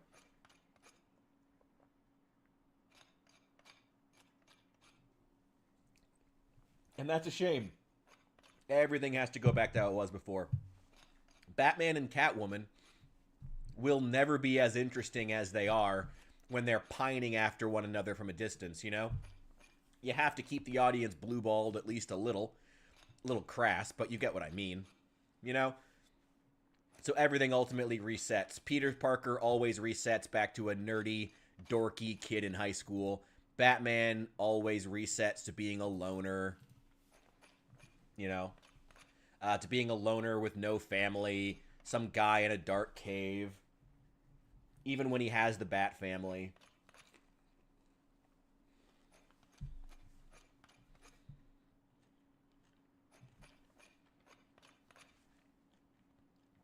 So I think you're right. I think you're right about lack of consequences. It's, again, I don't think you... I don't know. Is it fair to be mad at for them following basically sitcom logic? I'm genuinely asking, by the way. Like, is it fair to be mad at the property for following sitcom rules? You know, everything has to go back to normal at the end of the comic? Because there's a reason it has to go back to you know, people want to see the character be the character. People want to see Spider-Man be the nerdy kid in high school. People want to see Batman going out and taking his frustration. You know, if Batman went to therapy and decided that it would be easier to, and realized that it would be easier to use his billions to eliminate crime in Gotham, instead of going out and punching supervillains in the face, punching criminals in the face, you know, if he realized that, there wouldn't be any more comic. So, you know, I guess to some extent it has to be forgivable, but also I do get it. I don't know. It's hard. It's hard. It's genuinely difficult. That's it. It's genuinely difficult to know. I don't know. Yeah, that's it. That's all I got. It's genuinely difficult, and we just got to keep that in mind, you know. I guess that's the ultimate question. Is it fair to be mad at comics for following the logic of everything has to go back to normal when that's what people want? Back when I was trying to write a Batman, you're not still? I thought you were still working on your script. Okay, well, we'll get to that later. Wanted to bake more of the concepts and consequences into the origin, make room for change and development. I mean, everyone does. If you're a half-decent writer, you realize that change and development is something that needs to happen. One of my most... Sorry, I'm going to talk about Star Wars for a second here, because, of course, even in my comic knowledge, it heavily skews towards Star Wars. One of the things that I was disappointed about in the later... The storm is still going, so if the stream ends, I apologize. One of the things I found disappointing about the later era of the Dr. Aphra comics was that they had a similar issue. They just... The character was just doing exactly the same thing over and over again. I think, honestly, like, as far as the best things that Disney has done with the Star Wars IP, like, Andor, the show, #1, right below that, the first 6 issues, that initial run of Dr. Aphra, right there. So good. So good. Just don't remind me it's a dead IP. I know it's a dead IP. Fucking Disney. Ugh. Fucking Disney. Anyway. Yeah, Dr. Aphra was great, but eventually, you know, you follow her for 100 issues and you're like, wow, she's doing a lot of exactly the same thing over and over again. And then, of course, of course, in the Star Wars universe, you can't, when the story has gotten dry, you can't just decide, well, let's just do a crisis event and blow up the universe. In Star Wars, you can't quite do that. Preferably, you just get a new character and tell new stories in a new setting with new parameters, but, you know, can't really do that with in a world you can't just blow up every few years like DC or Marvel.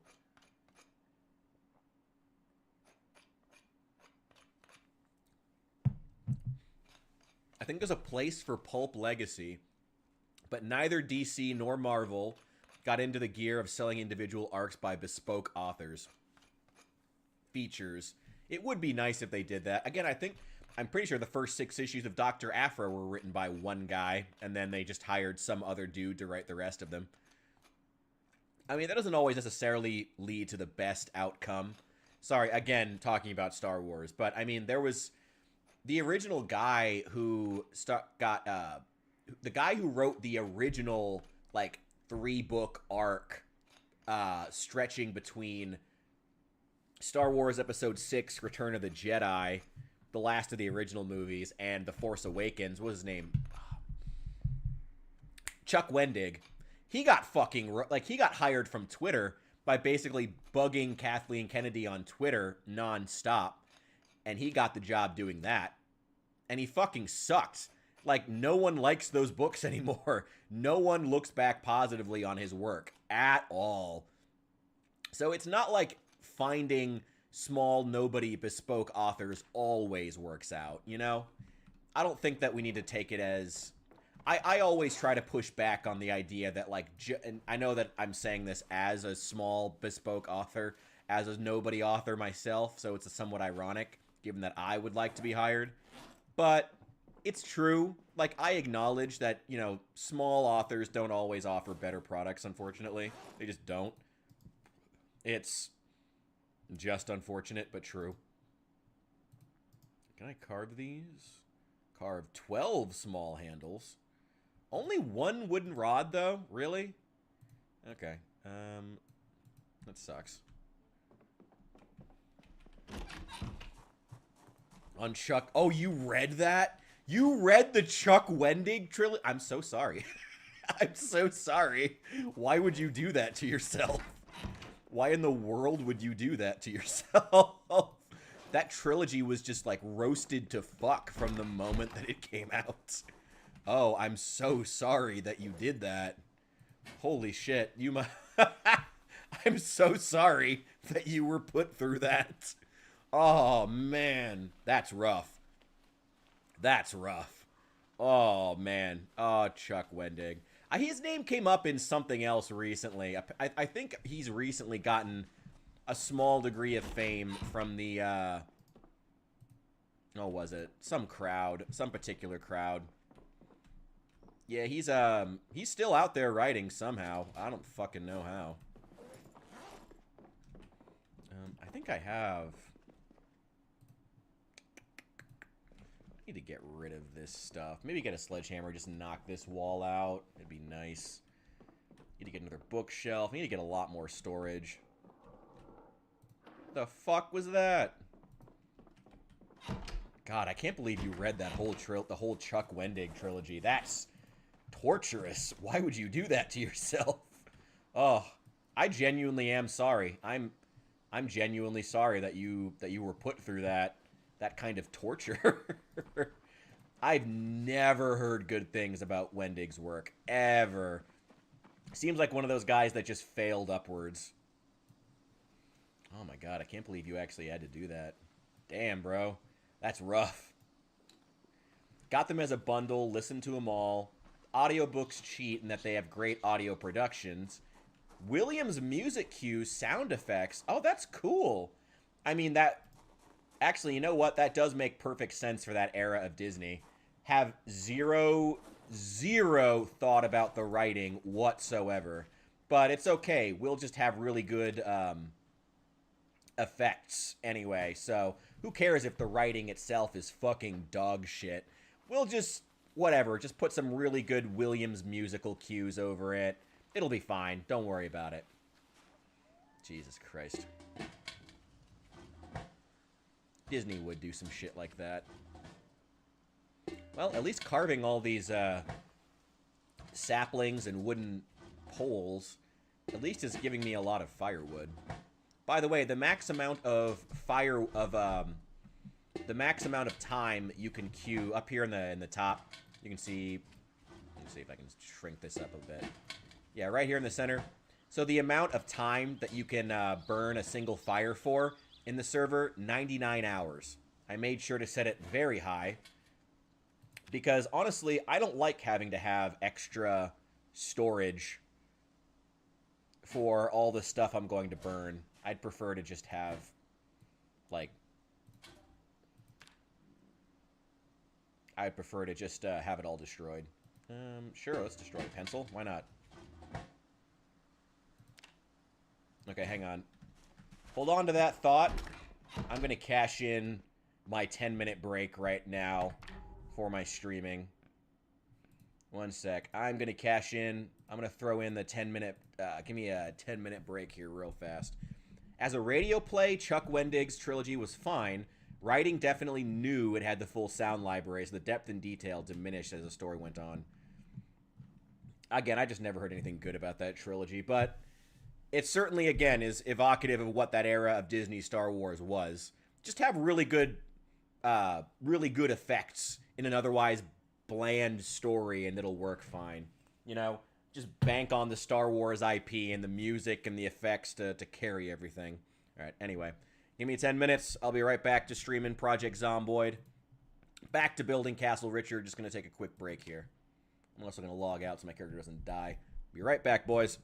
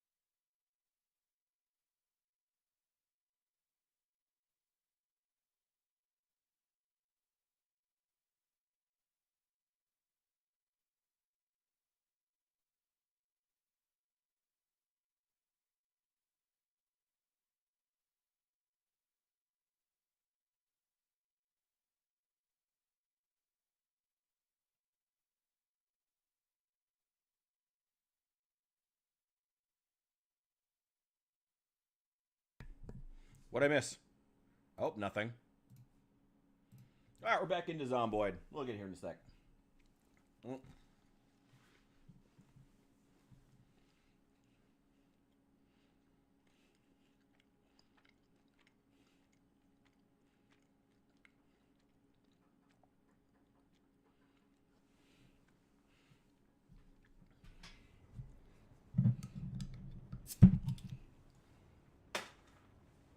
I probably should read the Wendig trilogy myself at some point. I have heard the robot is funny. I don't know. Maybe at some point. Is there really a point at this point? I mean... Thank you, Arday. And we're diving back in. Ooh, so spooky. Love it. Yeah,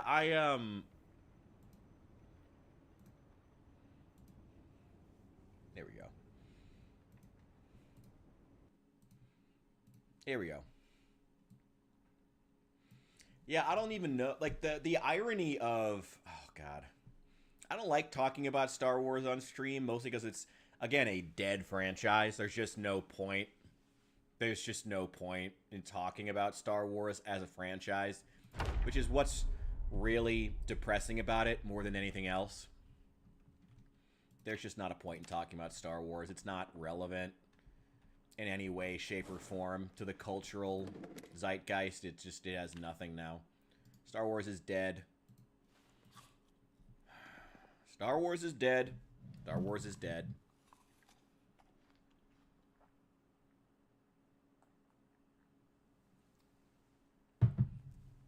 You are right about so much of the Chuck Wendig stuff being just to help the movies. I mean, it's... How do I put this? Disney wasted so much time in every movie, every TV show, every Disney Plus show, everything. So much time was wasted setting up this universe because everything needed to connect to everything else. I did not read Death Troopers. I need to read Death Troopers. That's been on my list for a long time. I will at some point. Let's see. Let's start building some other stuff here. A kiln that requires clay. We could go out and get clay. And a mason's trowel. Yeah, getting clay wouldn't even be that big a deal, because there's a lot of clay along the riverfront here.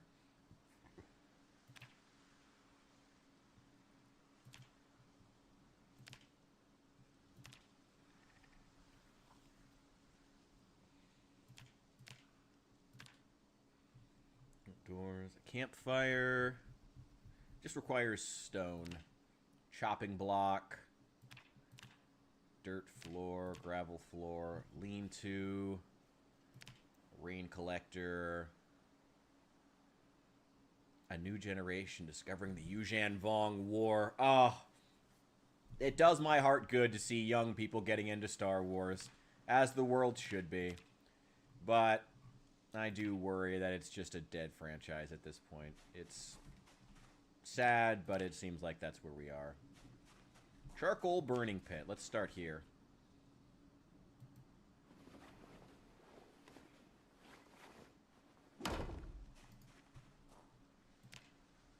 I mean, I never got the sense that Death Troopers was trying to be like high art by any stretch of the imagination. And that's fine with me, to be honest. I don't need it to be. I just want it to be fun. Ugh, I really need Carpentry 3. Where can we go to possibly find Carpentry 3? We could just go through... There's Arday. He's still over there. We could go help him out, I guess. I think he and I are the only ones on the server right now. Or go through... We could just go through the garages. It's kind of late in the day, but we weren't really struggling even at night.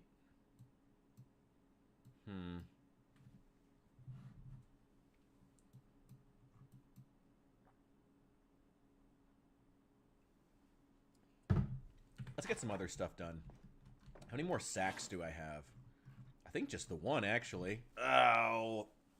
If only we have more Fireflies coming back. Firefly is not anything without Joss Whedon. And Joss Whedon was good like 10 years ago. That's fine. Cool. I like Firefly in theory. I thought Firefly was a pretty good show. It was alright. It was overwritten, as Joss Whedon products tend to be. I don't know if Joss Whedon's style would really do well in 2026. To be honest, I like Joss Whedon's style, but at this point, like, rip off, like, I mean, it's easy to forget Joss Whedon did the Avengers, you know? He was the reason the Avengers did so well. And Joss Whedon has been probably one of the most influential figures on this era of movies and television and writing in general. So while I'm sure that there would be an itching to have Joss Whedon come back, I don't know if it would go well. I don't know if a Joss Whedon product at a time when Joss Whedon knockoffs have been the standard in Hollywood for so many years. I don't know if they would go over well. I'm gonna make traps. Trapping level 2. Can you make stick traps or crate traps? Out of wooden rods and twine. Well, I can't do that. Hacksaw, planks, and nails. I have plenty of those. So let's make some crate traps. And actually, you know what? Let's do some foraging first. That would be a good idea. Enable search mode. Nothing specific. Let's just go through the forest and see what we can find. What area is this? Urban area. That's not really true, but okay. An animated Firefly show. Oh, that could be cool. Oh, now that... Okay, now you have my interest. An animated Firefly show could be very cool. An animated Firefly show that can actually, like, rise up to the level of, I don't know, intrigue. That the original, like, could really embrace the ideas that the original Firefly had, you know? How do I put it? You know, like, the whole backstory of, like... It was actually a really common backstory back in the 90s, the Blade Runner era of, like, Japanese or Chinese influence. In the case of Firefly, I think it was Chinese influence was, like, really big in their society. In the 90s, it would have been Japanese influence, but China was more the threat in the 2000s and 2010s. So that was what was popular to put in there. But that could be interesting. Like, you could actually create an art style that rises to that occasion. That could be really interesting. In theory, if they do something good with it, but who knows if they will. So yeah, honestly, an animated Firefly series, I could get behind that. I could get behind that. An animated Firefly series, that sounds pretty cool. I like that. That intrigues me. Like a version of Firefly that can actually live up to the hype, live up to that, to all the, to Whedon's original ideas. That could be cool. Just drop that there. Drop those there as well. Cool.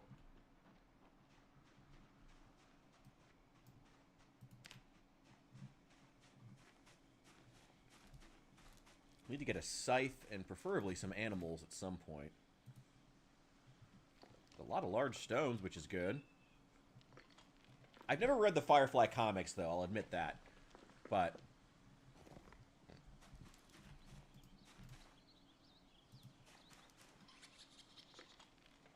just getting fucking canceled. Lower decks. I mean, that would be what Hollywood would do these days. That's a shame.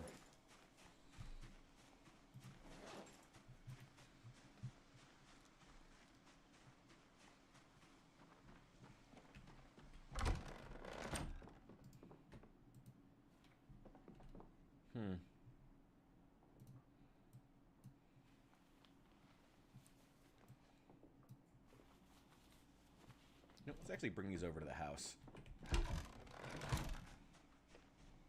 And I do... Wow, that rain is still going.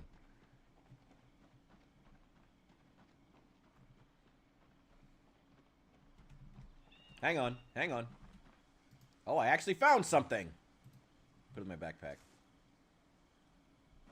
I found 1 termite and got no XP. Yay. Did I read the foraging book? I don't think I did. Shit, if I didn't read the foraging book, I'm kind of fucked. What do we got? Oh, good. One of the trowels I dropped. Goody. Yeah, just grab one, see if I get some XP. No, I didn't.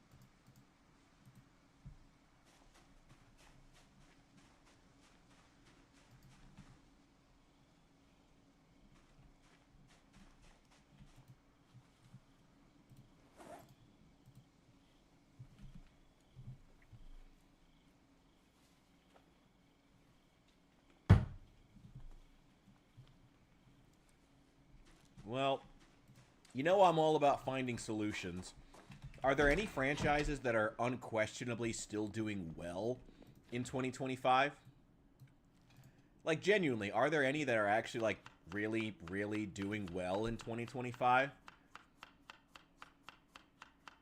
What are the big franchises now? I mean, until a few months ago, I would have said Stranger Things. But, you know, that seems to have crashed and burned in the last act, which is such a shame. Like, actually, such a fucking shame. I guess we're just going to have to build some log stairs. 12 rags, 12 logs. We can do that.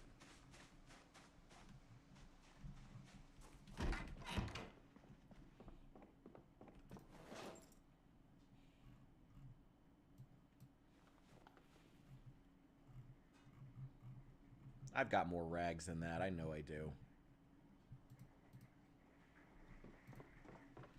Wow, we are really getting pounded here.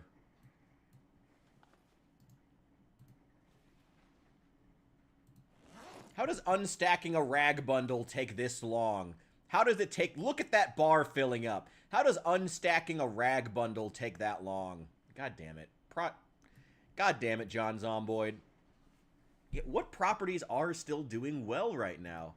Maybe Marvel? Oh, actually, yes, very good point. I have also heard that the new Game of Thrones show is really good.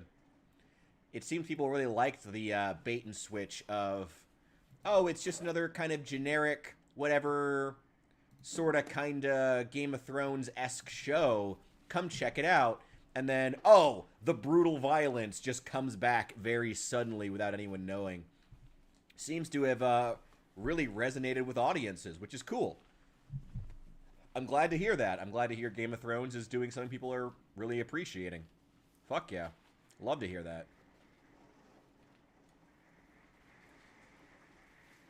Jesus Christ. All mankind gave up on science and embraced social commentary. Last season went off the goddamn rails. House of the Dragon. Oh, that's House of the Dragon. Wait, House of the Dragon went off the rails in the final season? Wait, did it actually? Wait, has anyone else seen this show? I'm curious now. Carpentry, hacksaw. Damn it. Gotta go grab that. Praise. Interesting. I had zero interest in ever watching House of the Dragon. I didn't even really like Game of Thrones all that much. So I didn't really have any interest in watching it, but interesting to know. Jesus, is that hail? Oh my god. Those of you in Ohio probably should be worried, because this is intense.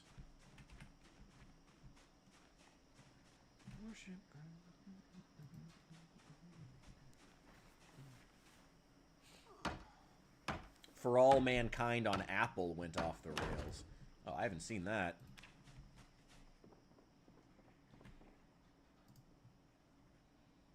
Okay. Walk 2. I can apparently walk over all of that. I apparently can walk over all of this.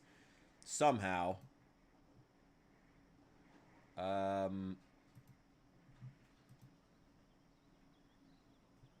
Um... I can't walk to any of this. Okay, we're just going to go right back down.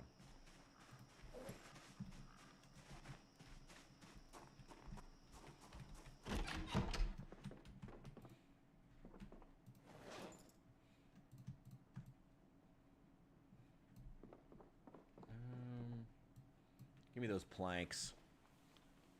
Give me all of them.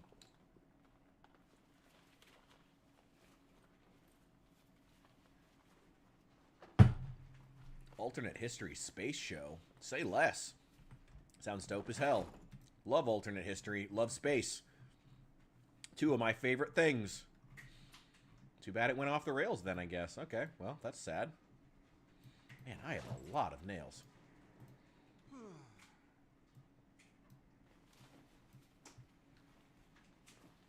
Oh my god, that sounds like hail. There's like things pinging off my apartment walls. That is hail. That is hail. Oh shit. Hang on. No, I probably shouldn't open up the door, actually. That might be a really bad idea. That is hail.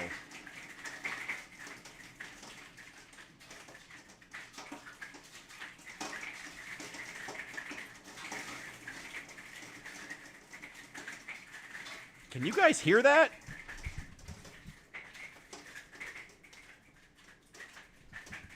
It's like popcorn.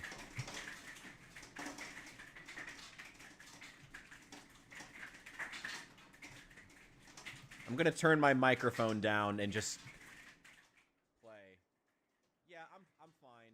Just I'm gonna turn my mic down because of that and just put some music on and worry about just building.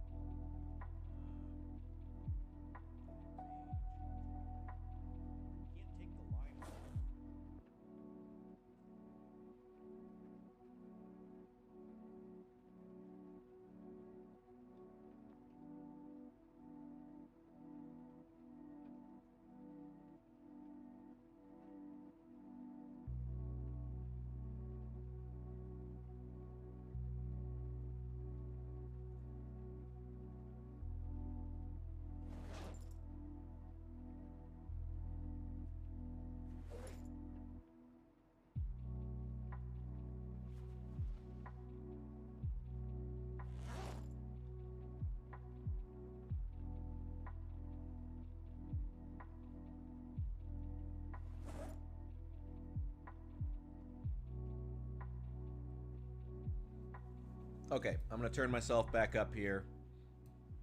Turn the music down a bit.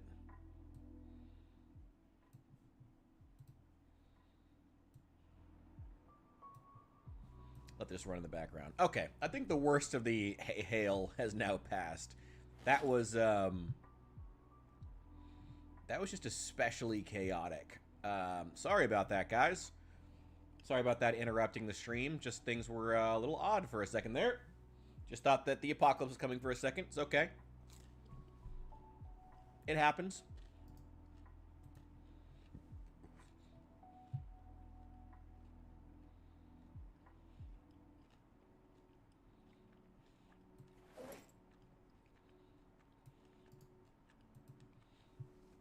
Some actual fishing hooks would be good to have.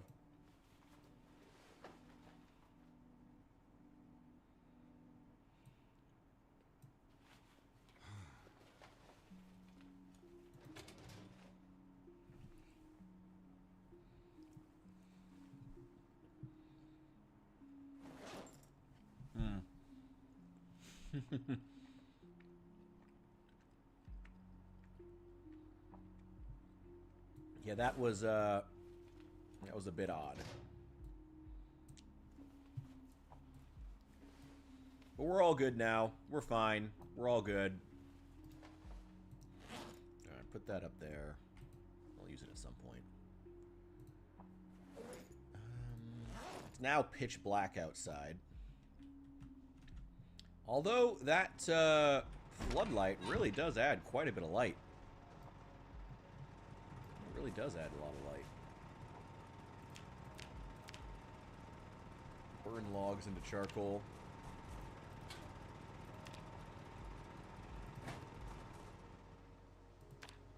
What else do we need as far as blacksmithing?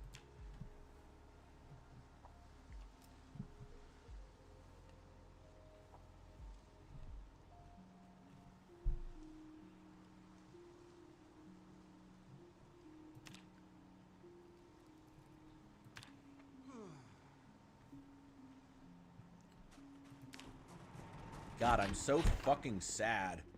Do I have any more tequila? Any more alcohol? That would really help a lot. Some cookies would help. What makes you pick up an Iron Man comic? What would you do with Ironheart? What is there to be done with Ironheart? There's nothing to be done with Ironheart. That's the problem with Ironheart. I mean, that's part of why I, earlier on, said that we should focus on, you know, comics being too of their time instead of saying that they're just DEI. Even if saying they're just DEI is true. I'm not denying that. You know, I still think it's better to think of them as being too of their time. Because you can't...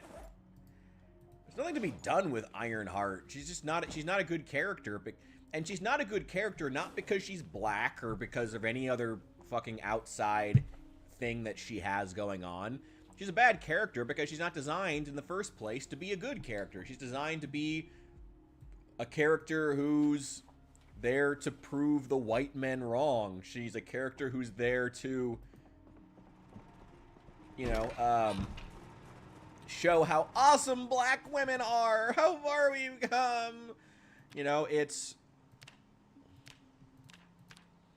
that's the issue. You know? And that's not going to change anytime soon, unfortunately. Tragically. Oh, that rabbit meat's still rotting. Cool.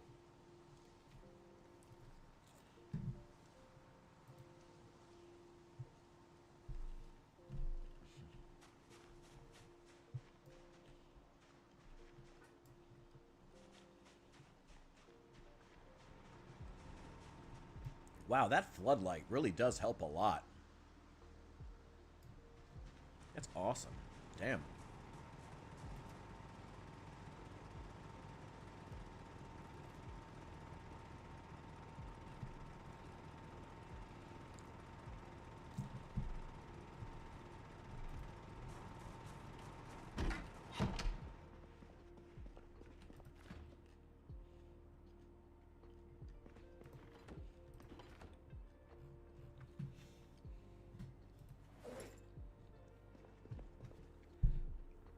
She needs a dose of body horror. You're stuck in the machine. Oh, God. I mean, I will say on the one... Okay, maybe not body horror. I think something that makes her have to stay in the suit would help, you know? Like, to take another female character that was still not well received, but at least better received than Ironheart. What's her face? Iron Thor. Whatever, Natalie Portman Thor. She had fucking cancer and, like, would die without the hammer. Like, she goes back to being a cancer patient when she's not holding the hammer. That's cool. That's absolutely dope as shit. That shows an actual buy-in. That's, you know, why she would need it. I like that. That's cool.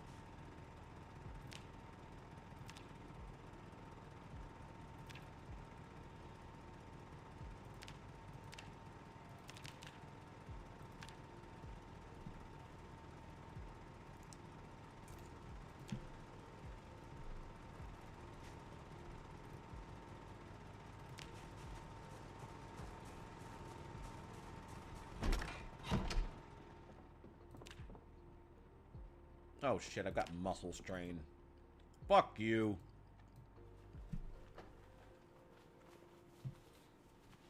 Fuck you and your muscle strain. Yeah, Cancer Thor is actually an interesting concept, but Riri doesn't actually, like, sacrifice anything. There's no tragic aspect to her gaining power whatsoever. There's no room to grow. There's nothing to learn, you know? She's just there to prove the white men wrong, you know? And it's not interesting at all. It's not interesting. It never was. You know, no matter how much effort they may put into, like, well, they don't put much effort into her, but it's just, it's not interesting. She never was. She was never interesting. It's got nothing to do with the fact, it's not even that, like, people wouldn't get invested in the idea of a story about proving white men wrong. People probably would get into that story, but, like, when you have a character where that's their entire thing, that's the only thing that they're capable of even seeing, it's just not good. Clay, stone. Okay, we need bucket of cement. How do we make cement? Mixed bucket of clay, cement. Clay, sand, water. Grass cuttings. Okay, so we need a scythe. A scythe would be nice.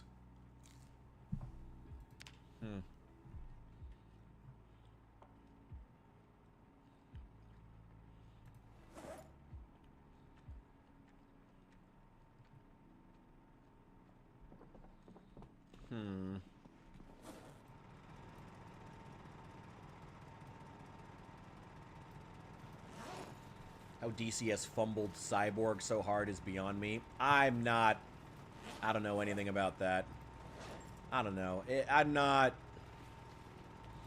I feel like I should be more of a comic book fan, but I don't know. I've never...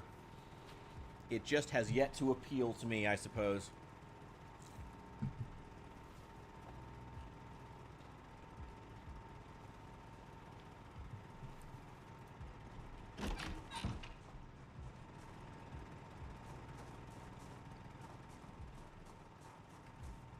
Well, if I'm totally honest, Cyborg is one of those characters who they've tried to make a thing for so long, like, never gotten his due. It's funny you say that, because Cyborg is the only one of the Teen Titans who's gotten a spot on the actual, like, big boy Justice League multiple times, and yet every single time he ends up being once again relegated back to the Teen Titans, because he's not interesting. He's not. He never was. He's not cool enough. He's not good enough to be on the regular Justice League. It's funny you say that, because Cyborg is the only one of the Teen Titans, I guess maybe Robin, arguably, who's multiple times been given a spot on the Justice League, and been written to be one of the heroes, one of the big boy heroes. You know, Starfire's never gotten that. Raven's never gotten that. What's her name? Donna Troy's never gotten that. None of them have ever gotten the chance to be big boys on the Justice League. Robin, again, kind of, maybe. Cyborg is the only one who's gotten that chance multiple times, and you know what? People still don't like him all that much. At that point, I think they should accept that it's not... that it's about the character. Something about him isn't landing. You know? And honestly, I think, if anything, the reason is that he's just boring as a character. They're trying to give him the power. They're trying to give him the prestige of, like, Cyborg, our black character, of course, is getting the chance to be a Justice League member, but they never make him interesting. They never actually bother to make him fucking interesting when they do that. And that's why he just consistently ends up exactly back... Well, go back to the Titans now. You were here for a while, but you still suck, so go back to the Titans. Nobody wants you here. You know? He always gets stuck hacking the alien death computer or whatever. Yeah, exactly! He's like the, what is it? He's like the fat Asian kid from the new Spider-Man movies. You know, he sits in the back room and hacks things. Ooh, he's doing his hacking thing. Whatever. Nobody cares. Nobody actually gives a shit. And it's like, it's not even to say people don't give a shit about Cyborg as a character. People do actually like Cyborg as a character, you know? I think people actually do like Cyborg. It's just no one...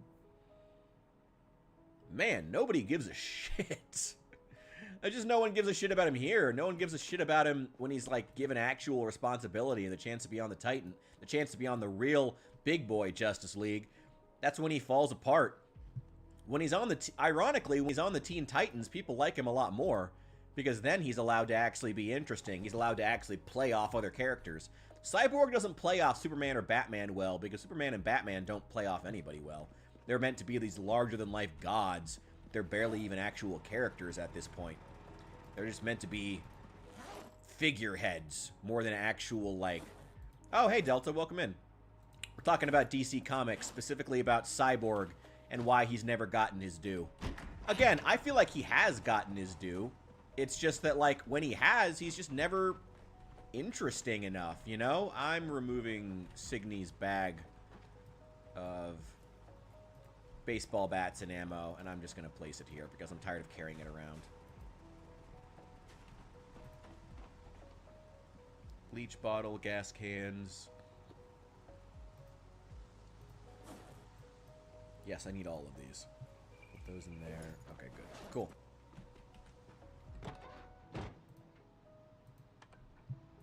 Alright, let's get a move on. What the plan now? Well, we're headed back to Riverside for right now. We need to find the fucking Carpentry 3 book. We need to find Carpentry 3. We need to find some additional tools and whatnot. A few more claw hammers, basic stuff. We have shitloads of nails. We have a metric fuckload of nails. I am not worried about nails. We've been working on carving skill, which is great. We've been working on a lot of stuff. How much is this? 4.7. What the fuck is taking up all this room? Oh, the empty gas cans are. Empty bleach container. Yeah. Okay, fair enough. Yeah, it's still pretty dark, but it'll be getting light in a few hours. We'll probably end up back in Riverside somewhere around 2. Probably around 2 we'll get back to Riverside. We'll keep going through some of these houses. Some of the nicer ones in their garages. First 7 days, congratulations, Delta. Good job. No, seriously, like, that's actually a bit like a monumental achievement in Zomboid. Congratulations, good job. Would figure Cyborg would be an increasingly relevant character as time goes on. I mean, would he? Again, when they put him in the big boy Justice League, he's always boring. He's just the tech guy. He's guy who hacks things. While the actual... he doesn't have room to breathe on the Justice League. And they've tried it so many times. They've tried it so many times to put Cyborg in the big boy Justice League. Put him in the Teen Titans where he can actually be a character. Where he can actually, like, be a teenager and be black. You know, he can actually be a fucking character on the Teen Titans. He can actually play off of other characters who are allowed to be characters. I think the same thing would happen if anybody else was put on there. If Raven or Starfire got put on the Justice League, they'd have all their personality wiped out immediately because Justice League isn't really about that. It's about larger-than-life gods tackling larger-than-life problems, while the Teen Titans is more about small-scale stuff. I mean, they still deal with world-ending events, but it's meant to be theoretically smaller scale, you know? But in that world, Cyborg can actually have a fucking personality, and I like that. That's good.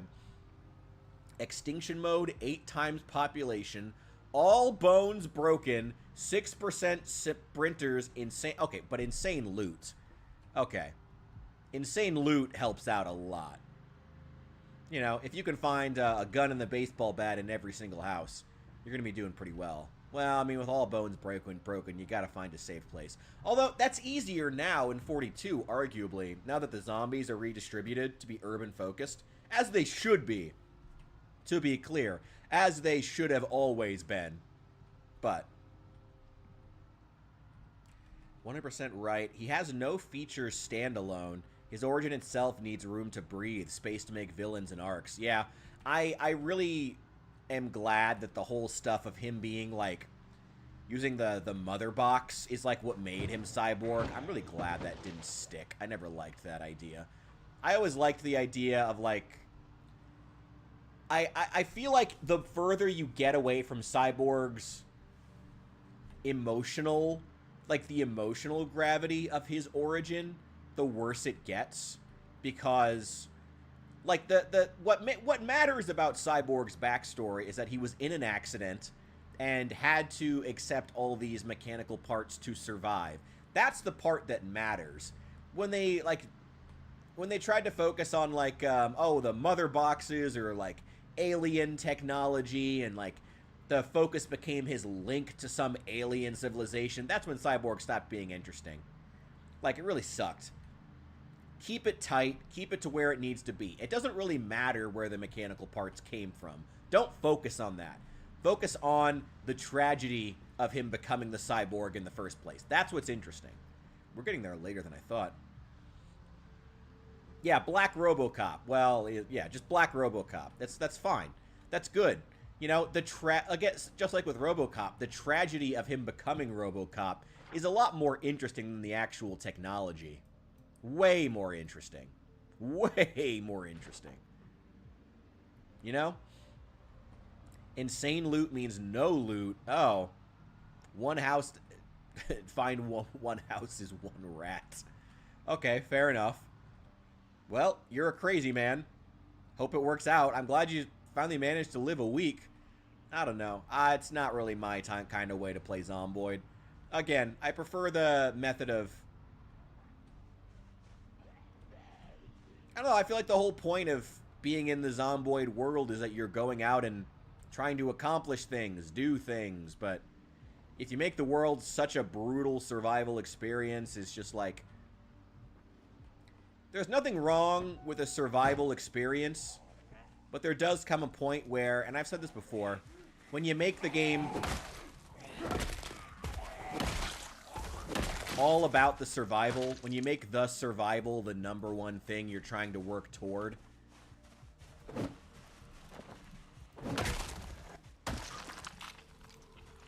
it does become an issue, because all you do is just make the most efficient choices possible. And then you either win, or you know you did your best, so you don't really feel bad about losing. Oh shit, somebody just got back up. These are some nice houses. It's not really going to be safe to go back to my van, unless I'm very, very careful.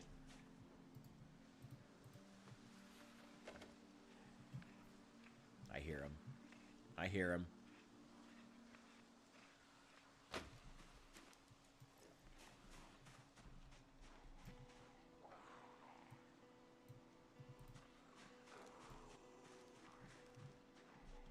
Where are they? Ah, I knew I heard you. Got tired of the car? Yep, there's a bunch of them by the car.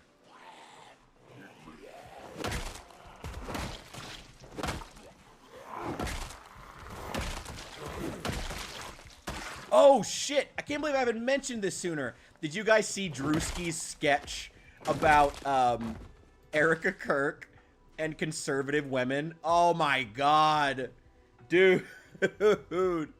Oh, that shit was funny. Oh my god. Oh my god, yes. We care so much. We're praying for them. We're praying for them. Oh, I don't even like Drewski most of the time, but that was fucking great. Going full white chicks to make fun of Erica Kirk. 100% deserved on the part of Erica, by the way. 100% deserved. Oh my god. 12th run. Did it for a vid. Nice. Oh, you have a YouTube channel? Fucking let me know. I'll check it out. I am always looking to be on the cusp of what's new and hot in the Project Zomboid world. Of like Zomboid content. Oh, I hear one. I'm always looking for what's new in the world of Zomboid content.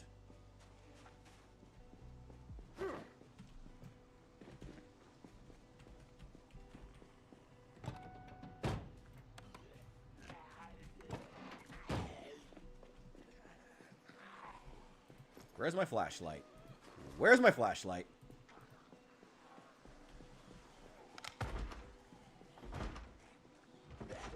Oh!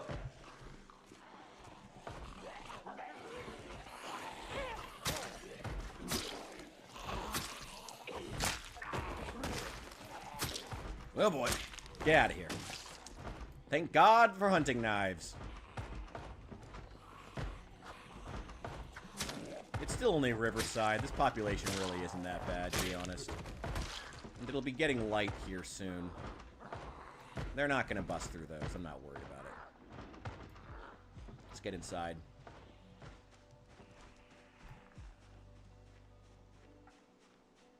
You can hear more of them.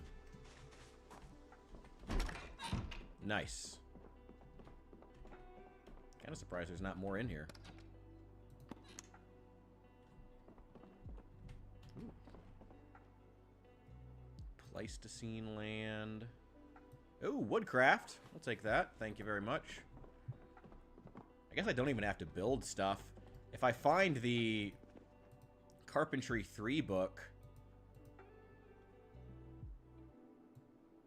Yeah, if I find the Carpentry 3 book, I could just, oh boy. Watch an episode of Woodcraft. I have a couple more of them. Salt and pepper, some of the rarest commodities in all of Kentucky. I'm gonna need all those. Oh, it's a Thai language channel? Okay. Alright, it's still interesting. 28 years later. Oh, yes. 28 years later is absolutely in my zone, in my sphere. 100%. Love the 28 franchise. I don't really know how to describe it other than that. The 28 franchise, whatever. You get what I mean. Yeah, it's cool as shit. I have not seen 28 years later yet, nor have I seen the sequel, obviously. The Bone Temple. Looking forward to it, though. Anybody else here? There's the backyard. Nobody out there. Good.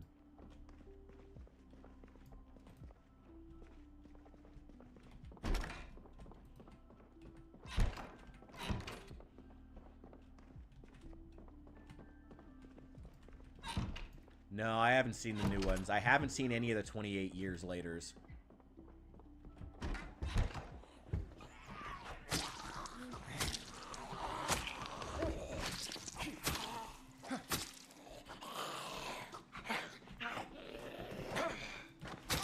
There we go.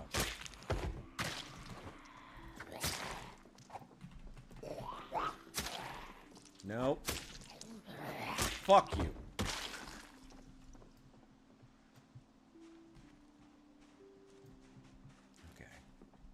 All right. Oh. I mean, I've seen quite a few of the scenes, though. I know all about the Jimmies. How fucking weird that shit was.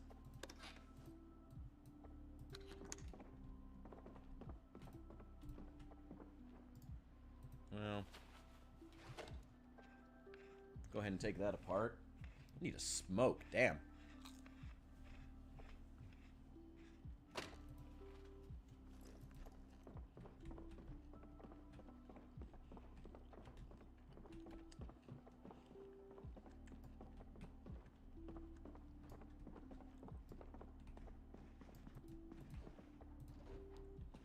Ooh, a metal baseball bat. I'll put that away. Thank you. And a sheet. And I'll put a fanny pack up there.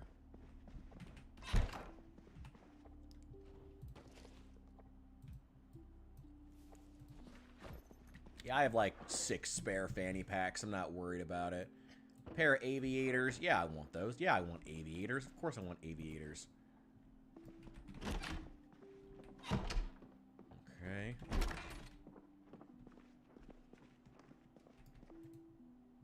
Ooh, beta blockers. Thank you.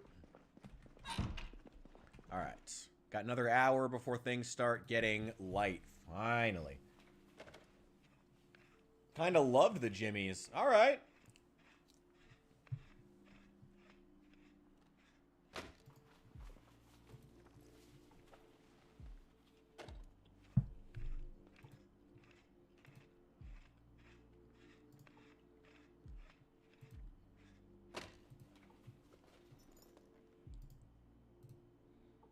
That there.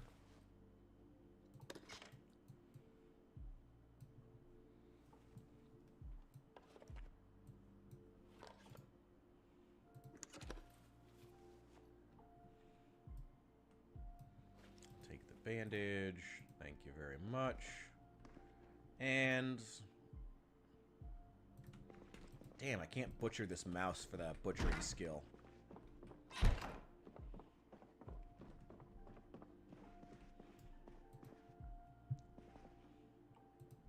Like I said, it's on my list. I gotta check it out at some point. At some point. I don't know when that's gonna be, though. Cockroach. Ooh, garbage bags. Hang on, hang on. Drop that first. See what's in it. Wallet. Half a bottle of wine? Oh, hell yeah. That'll help my happiness. Hell yeah. Do I play strategy games? I love strategy games. They tend not to do super well on the channel, but I love strategy games. I've actually been I've been obsessed with, I don't know if you're familiar with the Endless franchise, but I've been obsessed with the current iteration of Endless Legend 2. That game is currently under development by Amplitude Studios, and I am super happy for when it finally comes out. I've already made at least one video on Endless Legend 2, and I'm definitely going to be making more at some point. But yeah, I've been a Civilization fan for years. I got into Total War with the Total War Warhammer series. That's been great. Yeah, big strategy game fan. Big strategy game fan. Never really got into RTSs, though. I will admit that. Never got into RTSs. Don't really know why. Just didn't. Just wasn't really my thing. Never played StarCraft when I was younger. Played a lot of Civilization. And to this day, I really prefer my strategy games to be more about, like, the civilization building than about anything else. Which has probably been one of the biggest disappointments as far as the Total War Warhammer series. Yeah, I never played Age of Empire either. Sooner or later, we're going to have to battle Toon Civ. Abso-fucking-lutely. 100%. As soon as I can post anything on this channel without, well, no, I guess actually the videos on Endless Legend 2 got a couple hundred views. That was a good video. And it was, people were itching for more of it. I would like to go back and I need to make more content about that game. Because I want more people playing that game. It's great. And also, it just has a lot of really cool concepts that I'd like to see explored. I'm really hoping they bring back the religion, not the religion, the politics system from Endless Space 2. Endless Space 2 is my favorite strategy game ever made. It is incredible. Endless Space 2, fucking incredible strategy game. My favorite of all time. Absolutely. No jokes, no nothing. Endless Space 2, best strategy game ever made, in my opinion. Genuinely. No jokes, no nothing. Love it, love it, love it. Age of Empires 2 still getting updates. Oh, that's pretty fucking cool. Alright, I can check out the Age of Empires series. I'm down for that. That's one of those series I've always heard about but never got into. Yeah, I can check that out. Fuck yeah. Why not? crayons. I could make time for Age of Empires. A crowbar! Oh, finally. And a hairdryer that we're going to dismantle. And it'll be 5 a.m. soon when it finally gets light out. That'll be nice. Electrical wire, scrap electronics. I'm going to keep the battery. Put that away. Yeah, I've already been through here.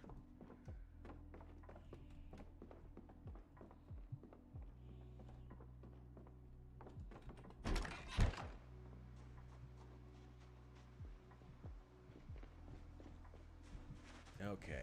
Things should be getting lighter here soon. Much lighter. There we go.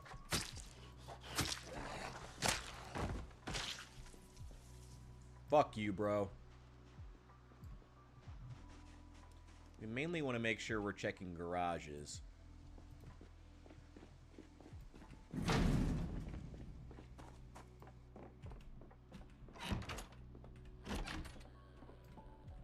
Whoa, whoa, whoa, whoa, whoa. I hear you. I hear you. I hear you. I hear you.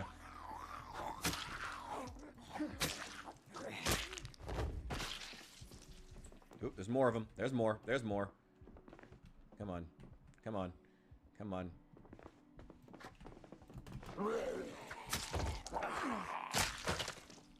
There we go. Okay. These corners can be tight. Here. Oh, masonry 2. I'll take it. I've already got welding 2. I don't need that.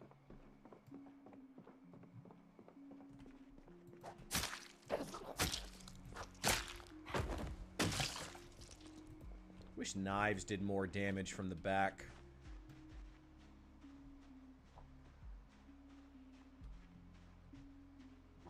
There's a few over there. Alright, let's get to the garage.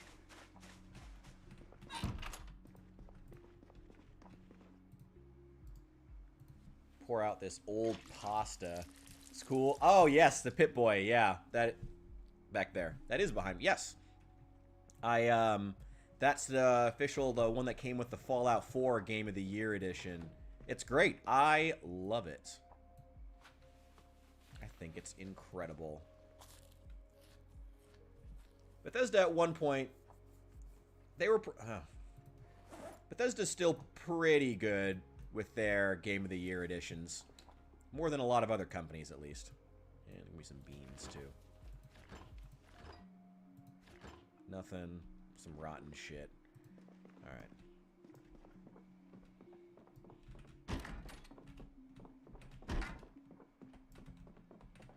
We're not going to bother looking upstairs. We don't need to clear the house.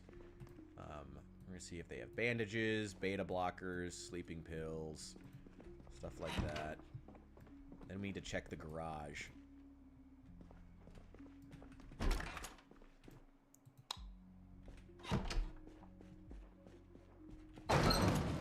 Garages are the main thing we're here for. What is that? Box of dog food. Yeah, I don't really need that. Tire pump. Large hook. Well, large hooks are pretty common, apparently. Mechanics 4. No, nothing. Nothing I need. Fuck.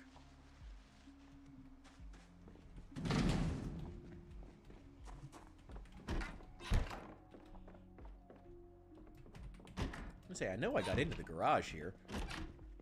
There just wasn't anything to take. We'll just leave the garage doors open as we go through.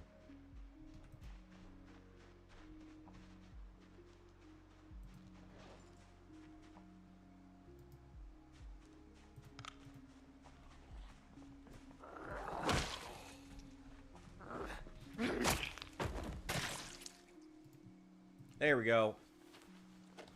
Redoing Starfield 2.0 update.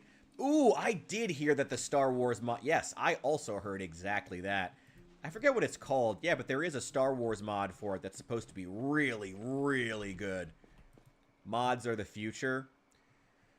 That's one way of putting it. I don't even know. I mean, I've said before that things like, you know, Fallout, like projects of a scale like Fallout London, you know, was probably the first example I used.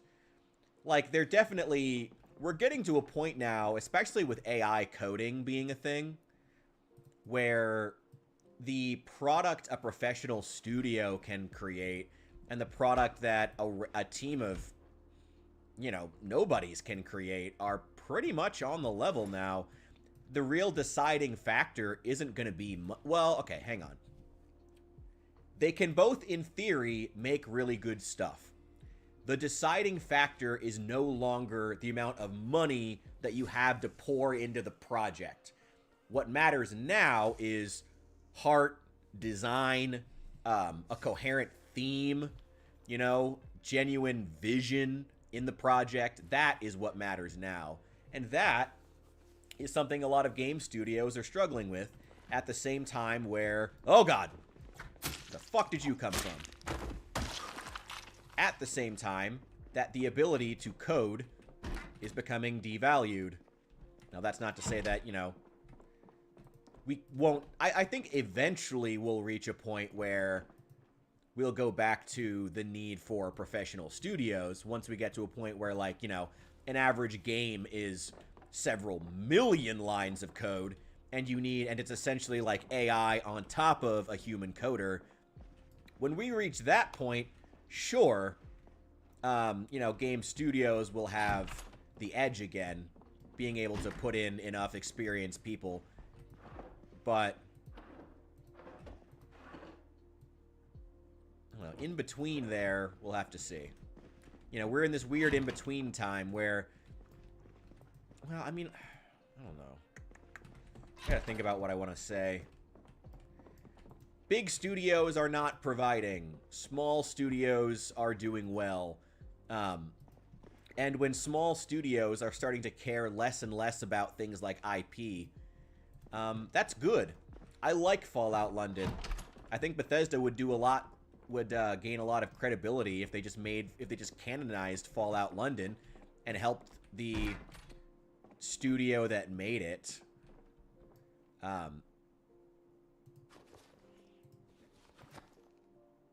With stuff like quality control instead of trying to police them in every other way.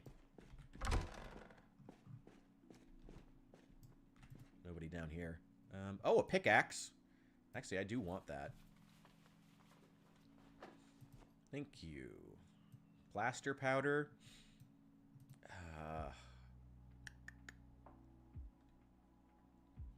And leave it for now. I don't think I need it.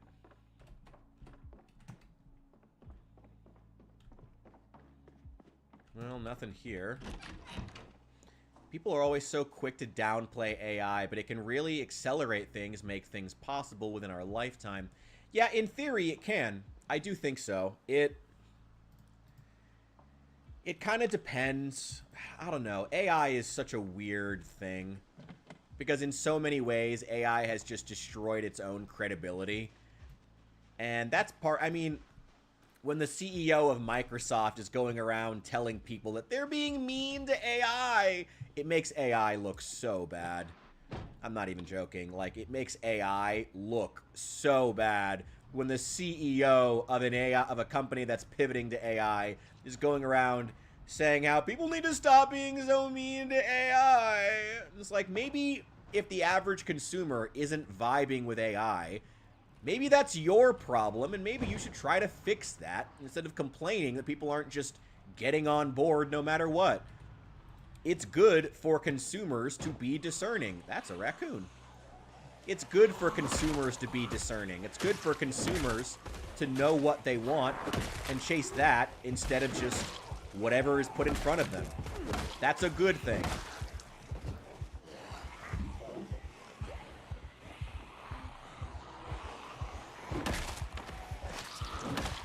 But Microslop doesn't seem to understand that.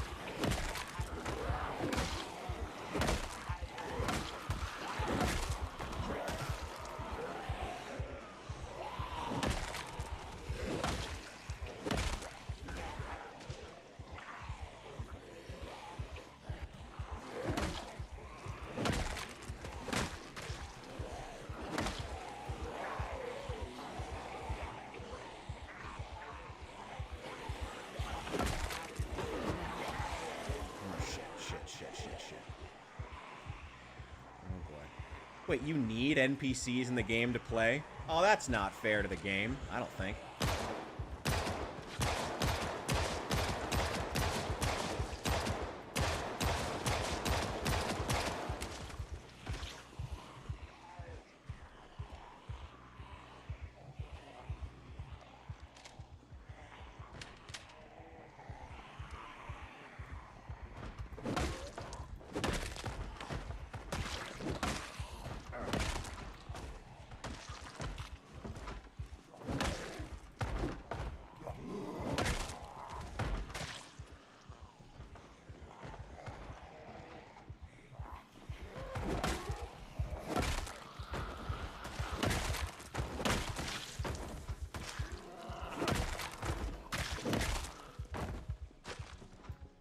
Here we go.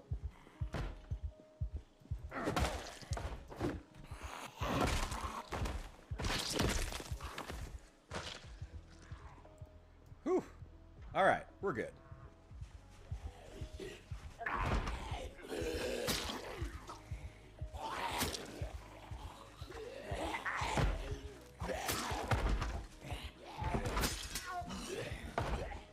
Oh, shit. I think my knife is still embedded in him.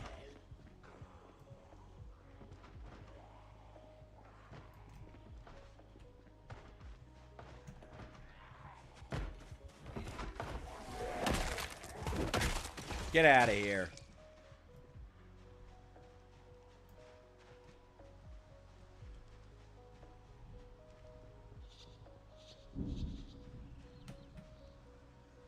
Well, they're all going past me. That's fine with me.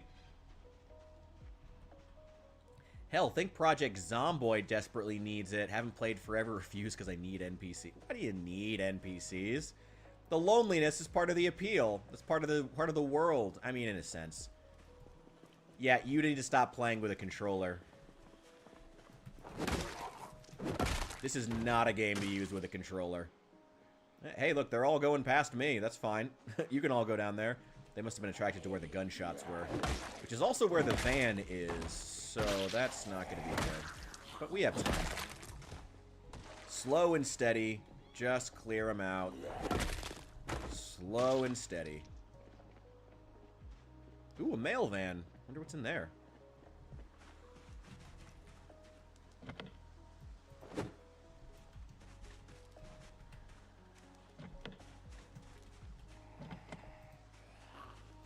I mean, again, I think the crippling loneliness of the world is part of the appeal.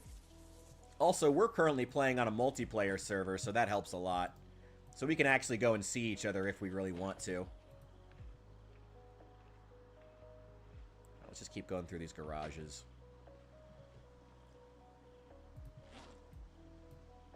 Small handle, must be from the knife. Get rid of that.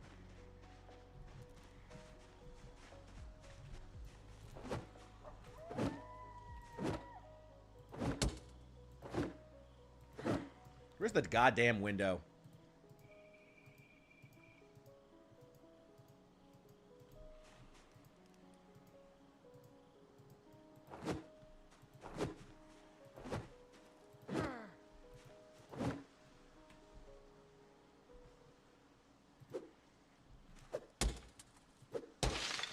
There we go.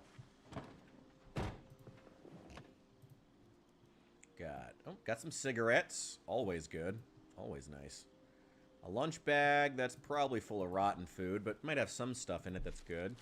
Actually, most of it's good. Got some cookies, beef jerky, rotten, rotten, rotten, rotten, rotten, rotten, rotten.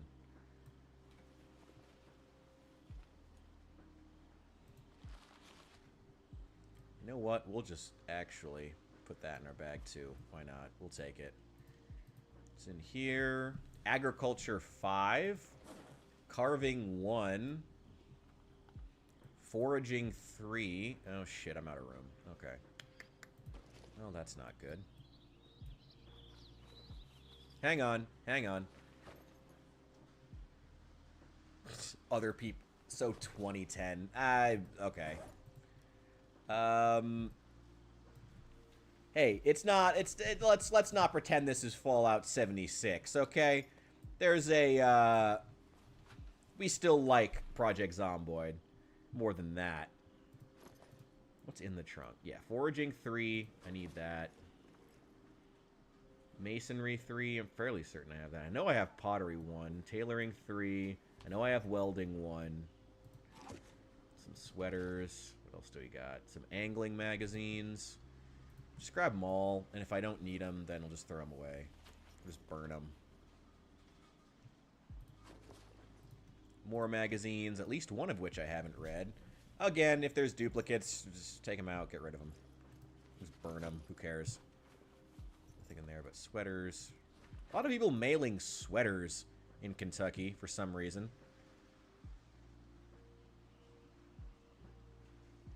Maintenance 1, masonry 3. Fuck it, just take it. If I'm not sure, just take it.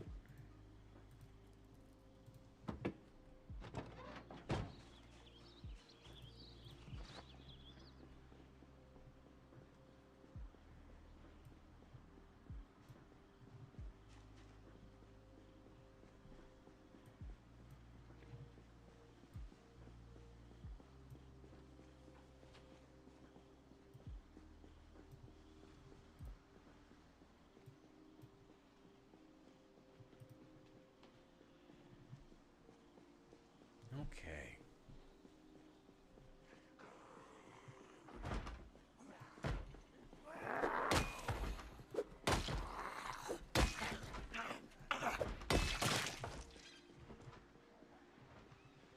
Oh god. Oh, that's a big horde.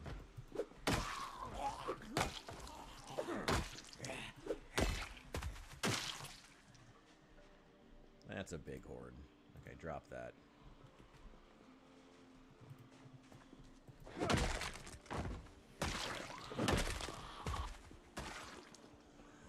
Let's not wear ourselves out just yet.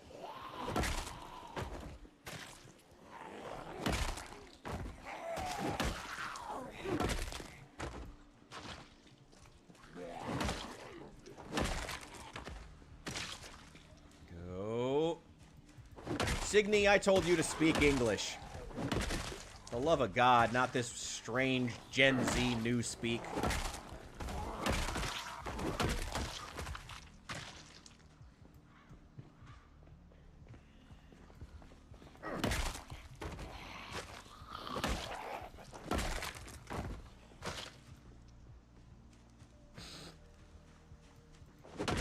This is America. I don't have to speak English. Well, you got me there, I suppose.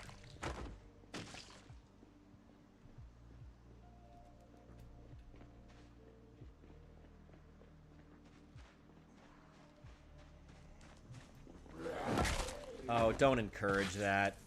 This is Illinois. Our governor might actually do that. If you promise you're a hard-working immigrant and give him a sob story, he may actually do that. There we go. All right.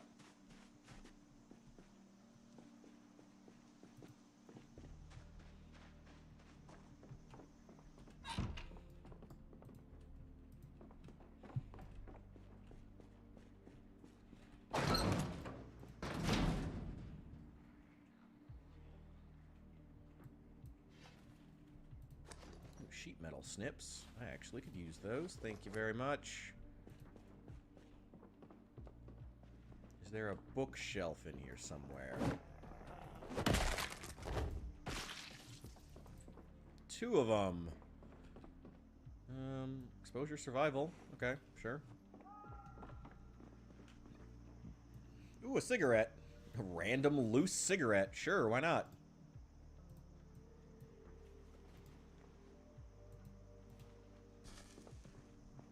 Those rolling papers on the ground? Those are.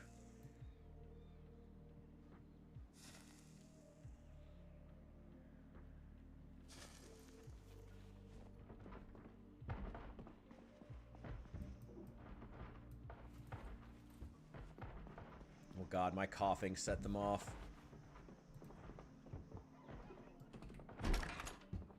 Tenacious, ain't they?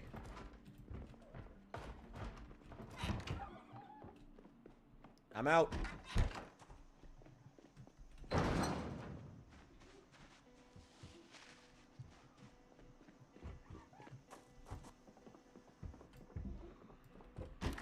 not even annoying. I just don't even know what the hell you're saying, bro. I don't even know what the hell you're saying.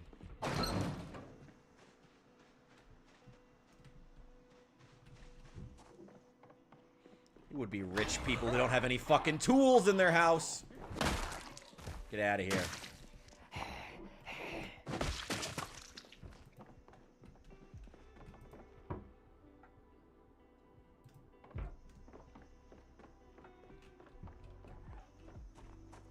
Hey there.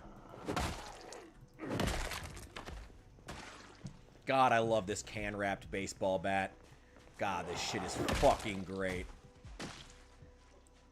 Why am I still at breaking point? I just had a fucking cigarette. I'll smoke again.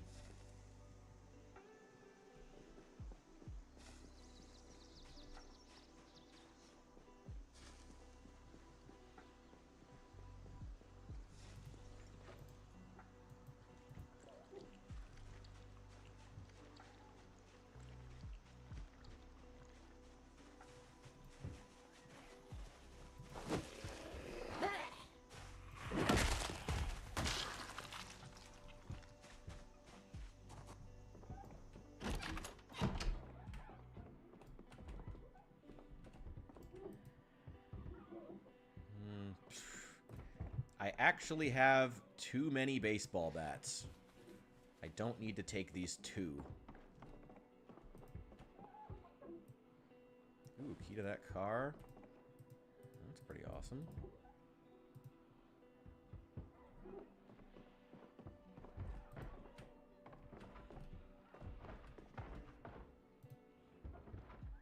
Bellows. I'll take that. Tongs, also needed for blacksmithing.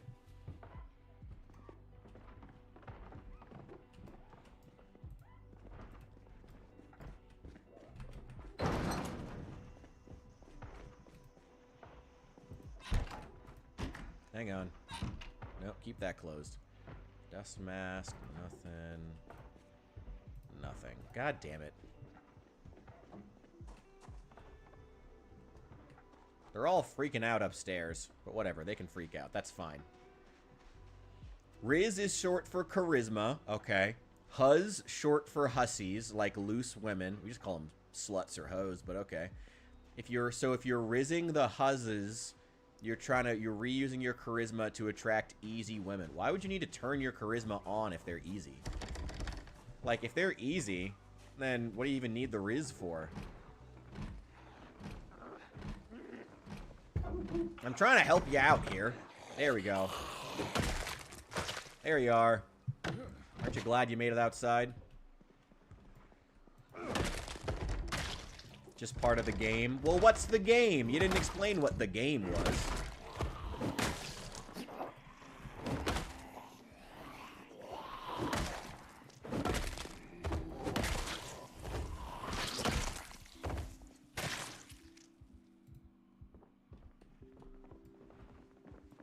Didn't even know there was a game.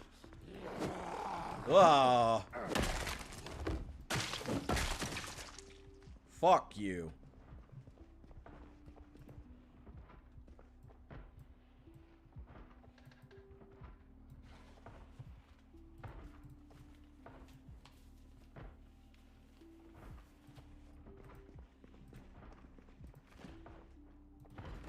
Okay. Anything else? Anything else? Some canned goods. A granola bar. Maple syrup, honey. Yeah, I'll take it. Sure, why not? Sure, why not? Rotten chamomile.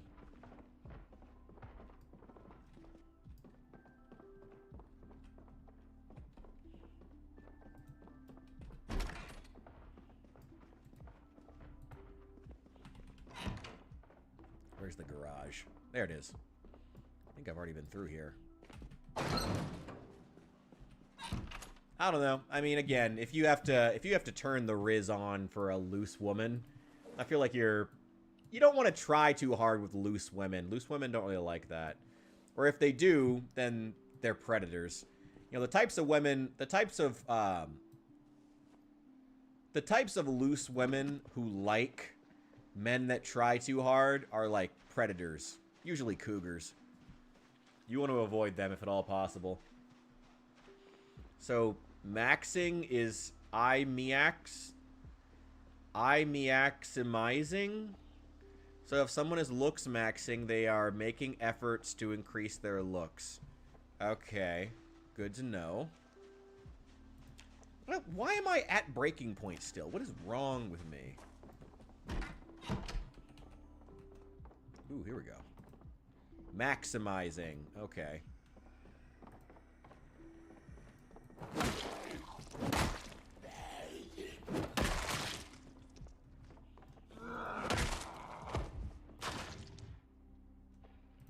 Oh, shit. Bunch of canned good. Bunch of jarred products. Yeah, I'll take those. I can reuse the jars. Hell yeah.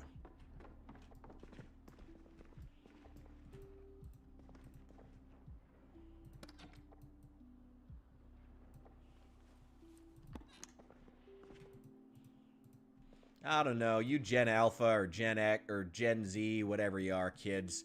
Y'all got some weird... Y'all are trying way too hard with the terminology. Like, I get that you don't really feel like you have your own thing yet in the culture, you know, but it'll come with time. You don't have to try this hard to create something. It's just cringe.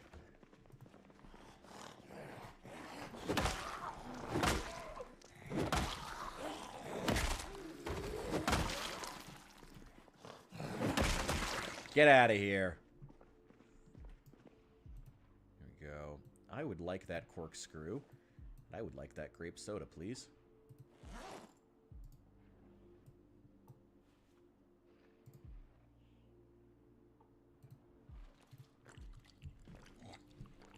And a dude that looks maxes, well, has a ton of riz. Is that how that works?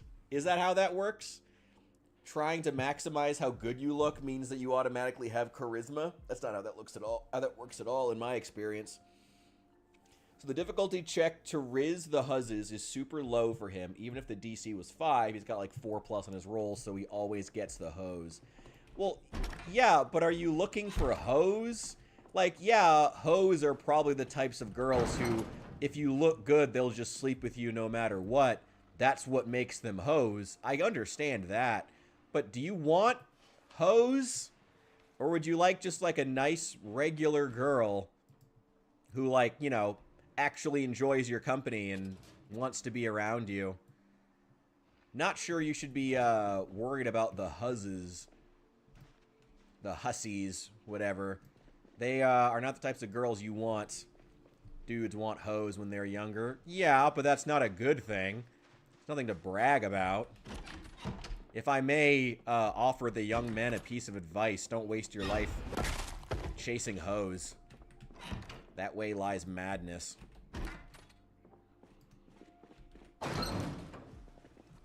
Find yourself a nice, stable girl who's, you know, actually worth being around. Compared to someone who'll just put out. Don't get me wrong, putting out's great. And there is a point at which if a girl doesn't put out, it's okay for you to not want to be with her. But, you know, it's not everything. Where are you? Yeah, putting out isn't everything. Wait, the entire basis of our economy is loose women? What is this, Vegas? What is this, Reno? The entire basis of our economy is loose women? What are you talking about?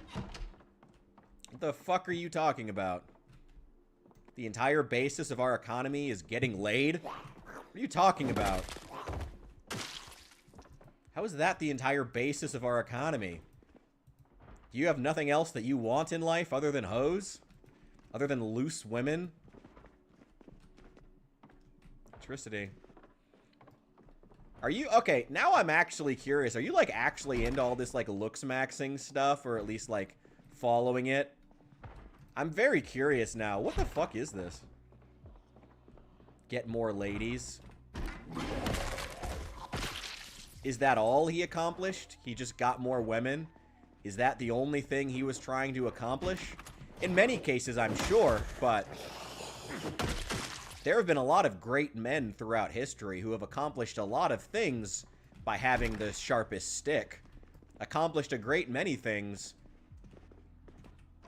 Is just getting women all you're worried about?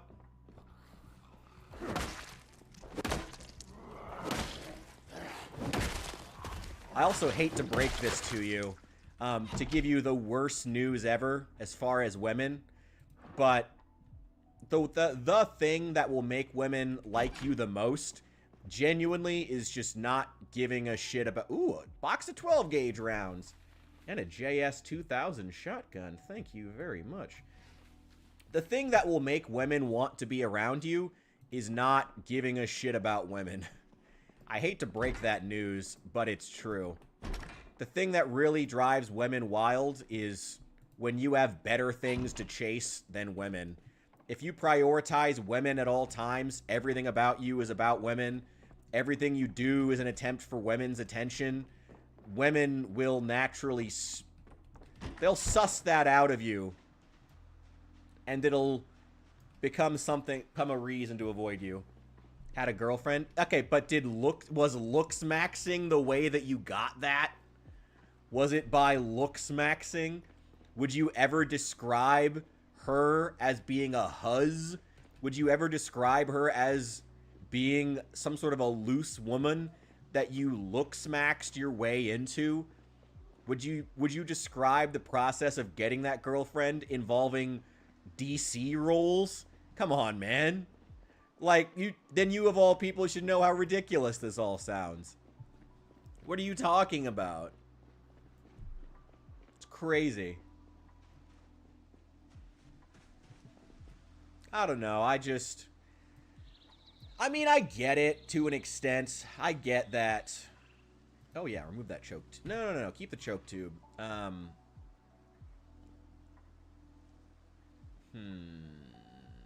Just put it in the back. I get it. It's just like,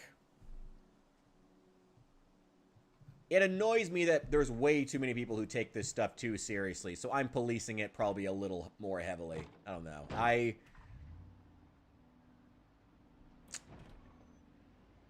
don't know. I don't like a lot of this, where a lot of this red pill stuff is going, because it feels like, I don't know, it was a weird pivot from, like, red pill to... weird but noticeable pivot from the red pill community directly into the looks maxing thing.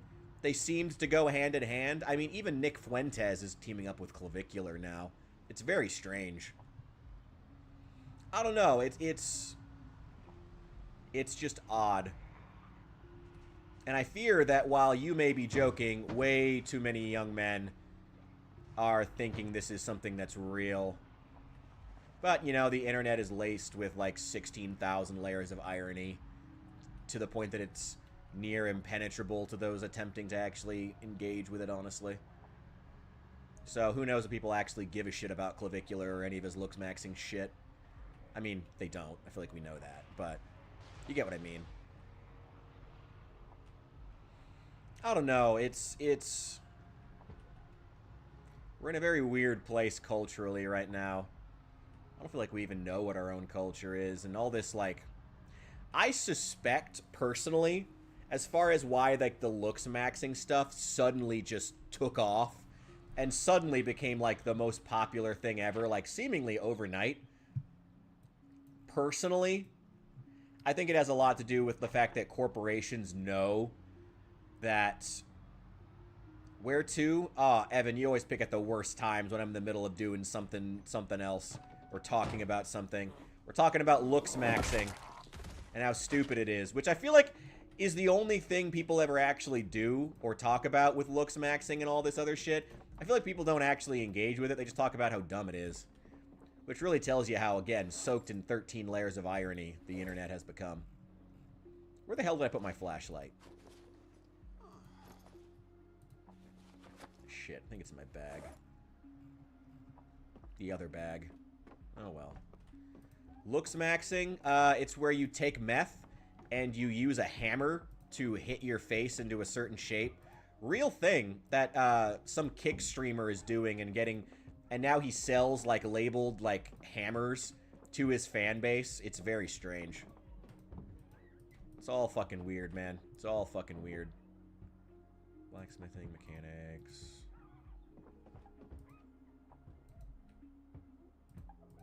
Nothing. Nope, nothing here. Arde was right. Nothing here.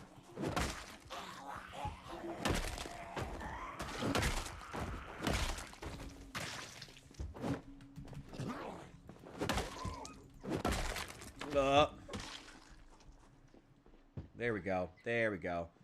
The right has certainly fractured. Candace Owens is a wart that just keeps on growing. I feel like Candace Owens represents a definite split on the right, but I think that what Candace Owens really represents is a sense of, like, fuck it, let's burn it all down on the right. I don't think Candace Owens represents any, like, real coherent movement on the right. You know, I mean, if you actually watch Candace Owens' rants, half the time she's just going off about random shit. Like, she'll start out about Erica Kirk. One of my personal favorites is where she starts out about Erica Kirk and then just starts explaining the concept of the show Blue's Clues, like, in the middle of the rant. Like, which you sort of expect. I mean, you watch enough podcasts in general. You know the capacity some of those guys have to just go off forever about random subjects. That's what makes them podcasters, you know? That's what makes them good at it.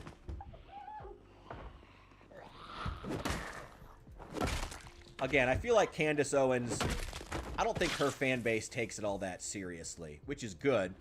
I think that her fan base really represents a group who really doesn't care, almost like they're just trolls. They just want to burn it all down. They just want to troll and say that stuff is crazy, and they don't really care about anything, which is their right. But I don't think they really give a shit. Actually, give me that pouch of tobacco, too. I'm out of room. Okay, I will take it in my main inventory. That's fine.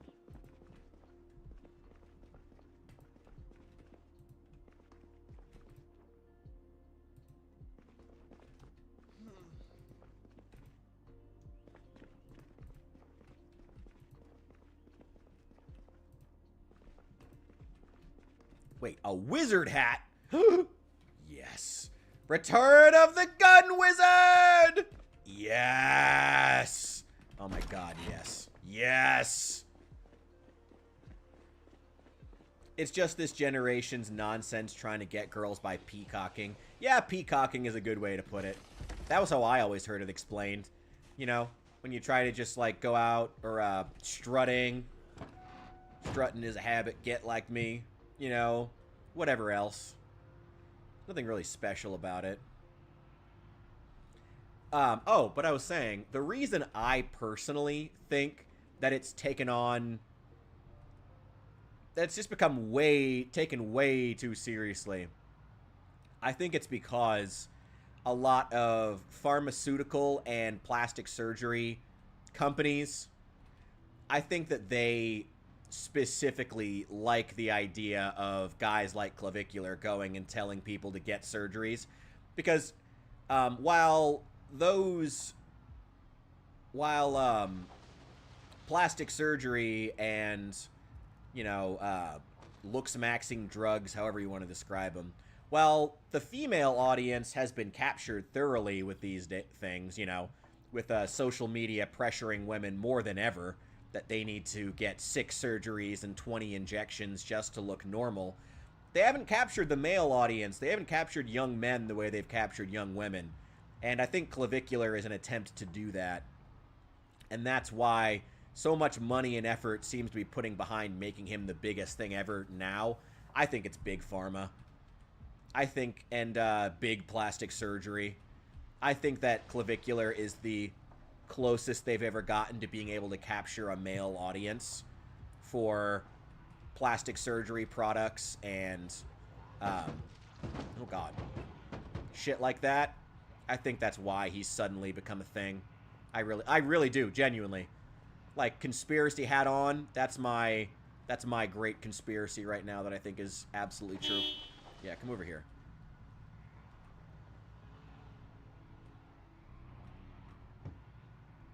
You know, Candace keeps veering towards evangelical end times prophecy, the type that would have you believe Netanyahu is a biblical devil or some such. Yeah. She is, her obsession with Israel is funny, but also gets to a point of being like, are you actually gonna get people killed? I'd prefer you don't. You know? Yeah, there are still a lot of them over by Gigamart. I noticed that. That's alright.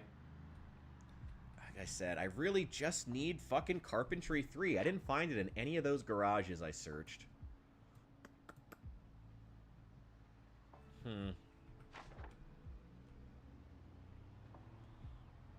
Didn't find it in any of those houses. It's really depressing. What about these? Closer over here. Some of these houses might have it. Maybe. What building is this? Oh, this is the strip mall. Oh, there's a crawler who's still on the ground. My hope with a lot of it is that young guys don't go down those harmful routes if they buy into the looks maxing shit. It's one thing to go to the gym a bunch and trying to do jawline strengthening, but feel like super bad for those guys that have been doing the leg lengthening surgery. Oh my god! Yes! It fucks up their legs for years just to get a few inches of height. I hadn't even remembered that. No, you're totally right. Because I've seen some stuff about that those leg lengthening surgeries some guys are getting. That's absolutely fucking buck wild. Like, any man who's getting those, like, you need, like, people in your life to tell you that that's not wrong, but, like, you don't need that shit. That's not how you make yourself happy. Oh my god. And especially sad because after they get the leg lengthening, like, they can't even walk properly. Like, they require a cane basically the rest of their lives. Like, it's so fucked up. No, you're completely right. Oh my god, 4 more boxes of nails. Holy shit. And a full gas can. I don't need these, so I'm just gonna leave them here. Yeah, Arday, if you need them, there's a full gas can. I broke the window on that Rose woodworking van, hoping there'd be really hoping that I would finally find Carpentry 3. If you need this one, there's a full gas can in here, though, and 4 boxes of nails. I'm going to leave them because I don't really need them, though. But if you do, they're there.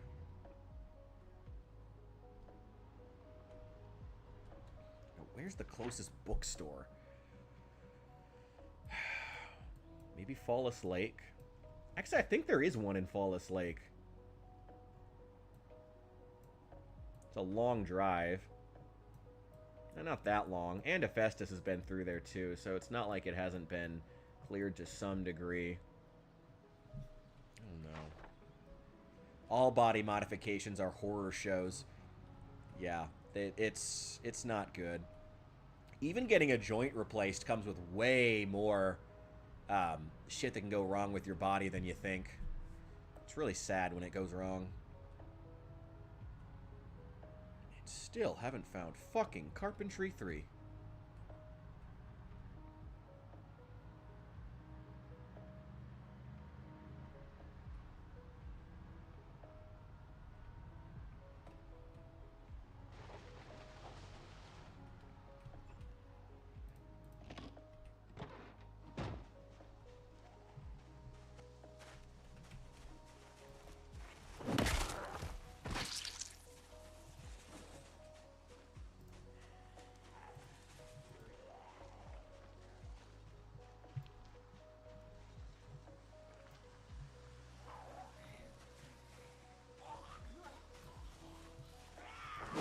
There we go.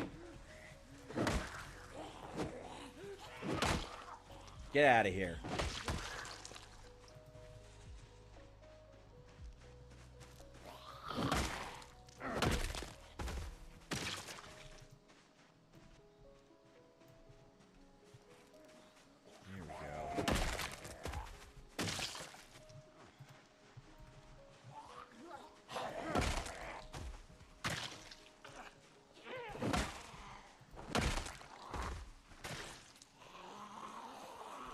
It does give my heart a bit of joy to know that those looks maxers are kind of known as freak shows, though.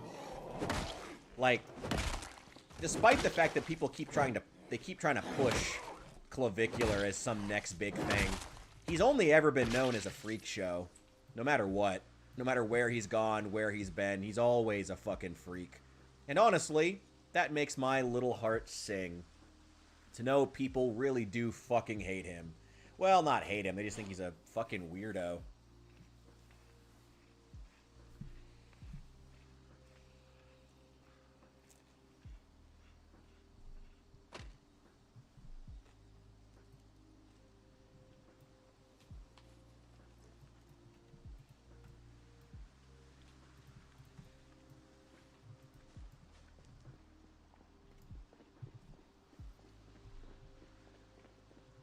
And the red pill, for the most part, the other big source of bad information for young men, seems to be falling apart pretty fast.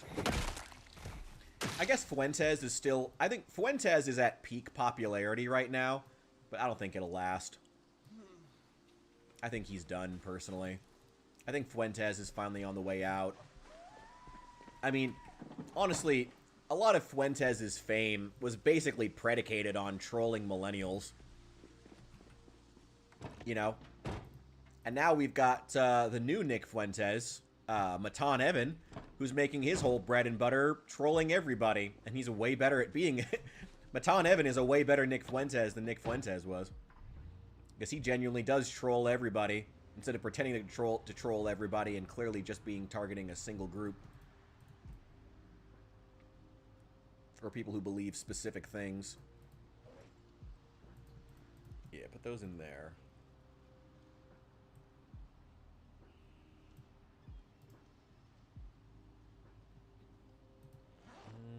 Will this fit in the trunk? No, of course not. But it will fit in the right seat. There we go.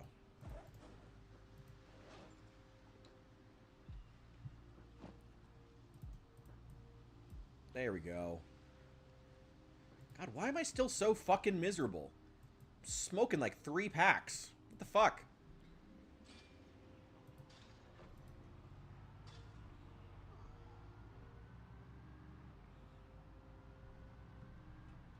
How deep? Oh, God, you want to talk about Iran? How deep do I think it's going to get? I think it'll depend. I think that it is a bit strange seeing now, as someone who's been following the Ukraine situation for a long time, it's interesting now seeing, I don't want to say like normies, but like people who don't necessarily follow war correspondence, seeing a lot of the stuff that's been present in the Ukraine war for several years, like the FPV drone strikes. I'll tell you one prediction I do have for the Iran war. We will eventually get footage of an American soldier being hunted down by a drone, an FPV drone.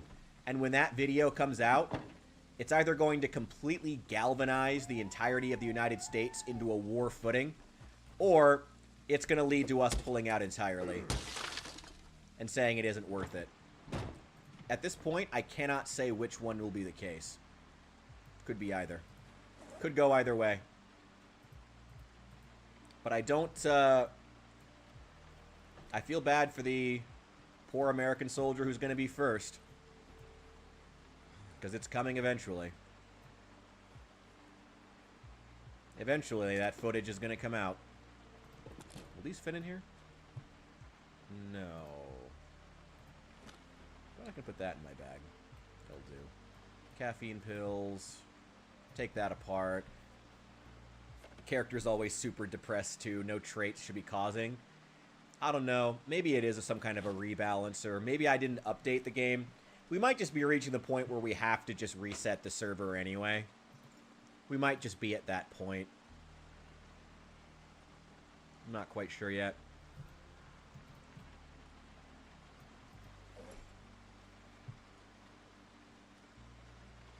Ooh. A carving magazine. Hell yeah. Another sack. 3 shells bandoliers, all with shotgun shells in them. Tool schematic. Ammunition box.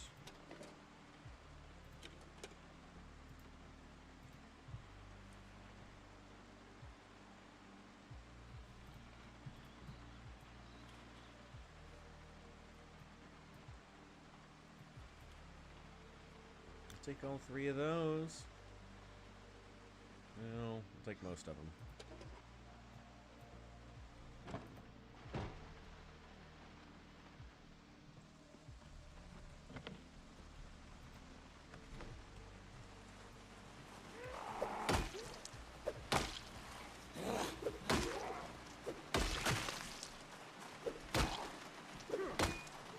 Go. Right, but win, lose, or draw. This will lead to the next 9/11. Might be 10 years from now, but it will happen. Maybe. Maybe. I don't know about that quite yet. And I also just would really discourage anyone from comparing current events to previous events. 9/11 may seem fresh for you and me, but it was 20 years ago. Let's not put our ideas about previous world events, our expectations about previous events onto... Let's not superimpose that onto events of the current day. Let's try to avoid that if we can, you know. Not call something the next 9/11, the next Iraq War, the next something. These are their own individual conflicts, though... oh, is that another woodworking van? That's another woodworking van! Hang on. That might have Carpentry 3 in it. Hang on.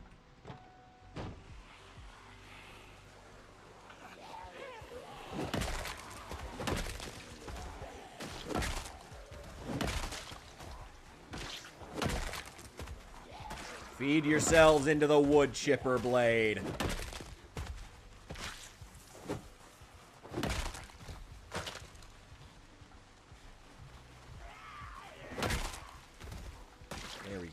There we go.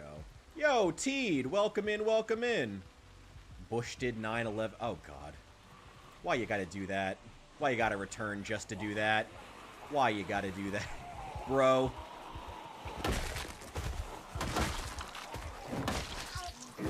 Although we were just talking about Candace Owens, so why not get into some conspiracies, I suppose.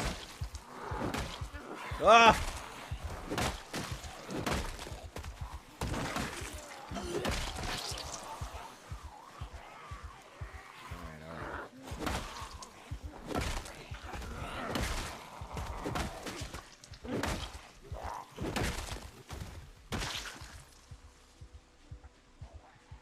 Okay.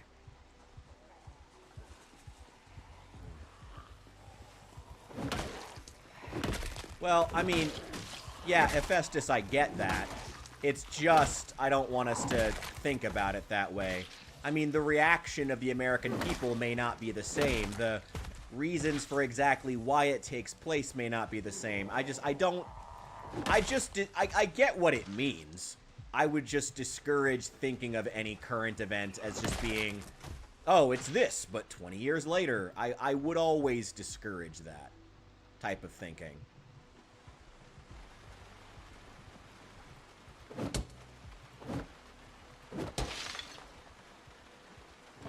Come on, Carpentry 3.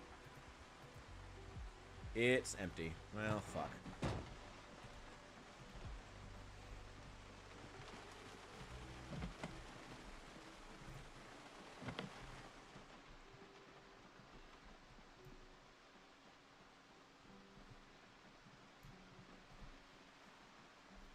So yeah, I mean, could there be another large-scale terror? Well, we've already had small-scale terrorist attacks. We'll see how it goes. I don't know. We do have a large base of aging millennials and politicians who are determined to make us believe that Islam is the future and Islam and Western values are compatible. Whether or not you think that is not what I am saying here, but there is a large base where the United States' relationship with Islam is very different now than it was 20 years ago.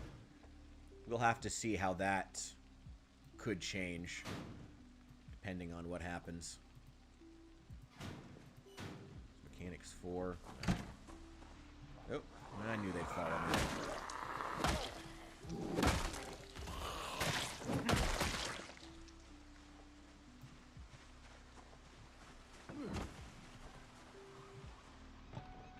don't know. The question is going to be, what will the next terrorist attack ultimately look like? What will be the motivation for it? I mean, will it be ideological? Well, I mean, it'll be ideological, but will it be a lot of loot out here? Yeah, there's quite a bit. The loot tables, our loot's pretty set to pretty high within the server. But what is that? A tree branch? Loot set to pretty high inside the server, though we've been having a lot of trouble finding books. At least carpentry books. Why is there a desk out here? Why is there just a random school desk out here?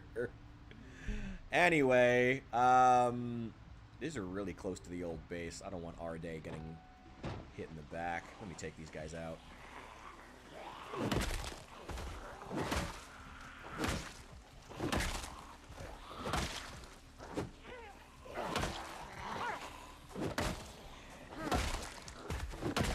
Get out of here. You two. There we go. You put the desk, that random school desk. I like it. I dig it. I'm a fan. I'm still miserable.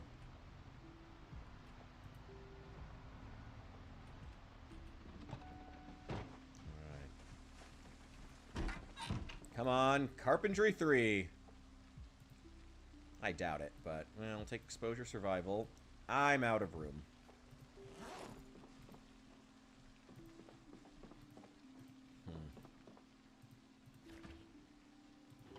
Well, I do want that pot. I'll take that.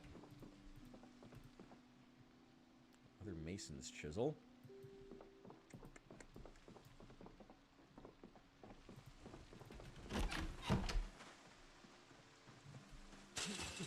Let me see.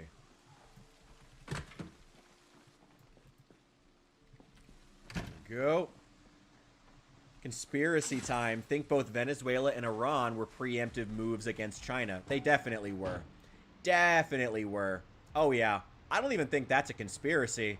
Like, yeah, Donald Trump definitely made these moves against both Venezuela and Iran, in part as preemptive moves against China.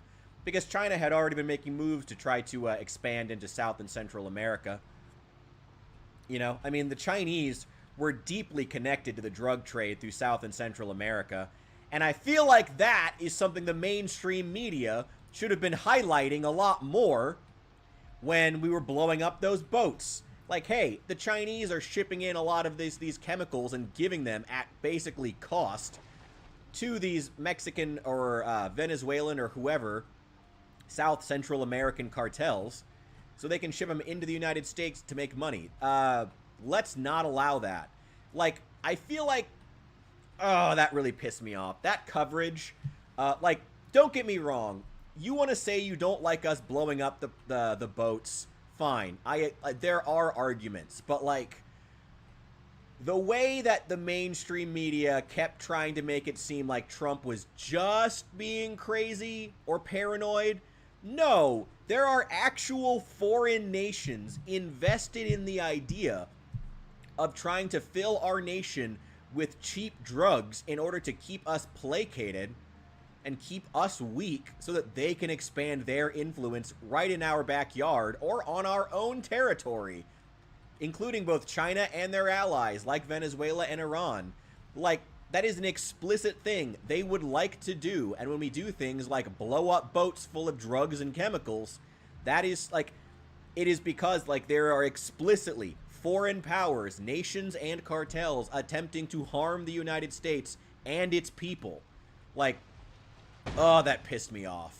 That pissed me off so much. Oh, it's just Trump trying to be a fascist. No! There are actual people out to get us! And we need to be able to actually fight back. Now, when fighting back goes too far, the Iran situation, obviously, you know, a good example of Trump wanting to fight but not having an actual exit plan. Perfectly suitable, but, like, what a fucking shame. Something screwball is going to happen. I think the thing that's going to shake us out of it is going to be when that first image, that first video of an American soldier being hunted by an FPV drone. Because if you're on Twitter, you see that happening to Russian soldiers every other day. There's footage of Russian soldiers getting hunted by FPV drones, or even if you look hard, Ukrainian soldiers getting hunted on a daily basis. When that happens to American soldiers, it's going to change a lot of perspectives very, very quickly. Very quickly. That's what I think is going to be the big thing that makes America. That might be the 9/11 of this time, which is why I don't like the comparisons. Like, what is the 9/11, the terrorist attack that finally makes Americans change their perspectives on the war for good or bad? I think will be FPV footage of American soldiers getting smoked. That's what I think is going to happen. It won't take the same form. It's not going to take. I mean, hell, commercial airliners are crashing left and right. That's not even news anymore. Yeah. Anyway, that's why I'm I agree that some sort of attack will. Oh yeah, that soldier's name will be in the history books for sure. They will become a martyr, but I just don't think it has to come in the form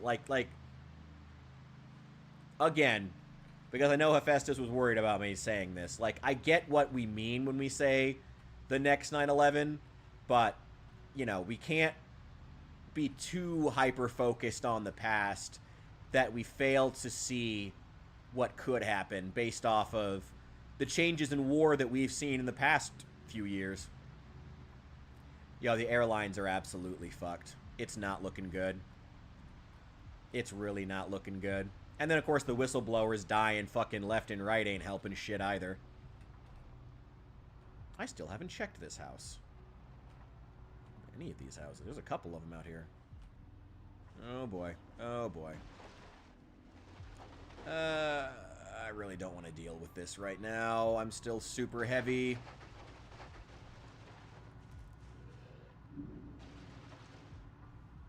Yeah, let's just get out of here.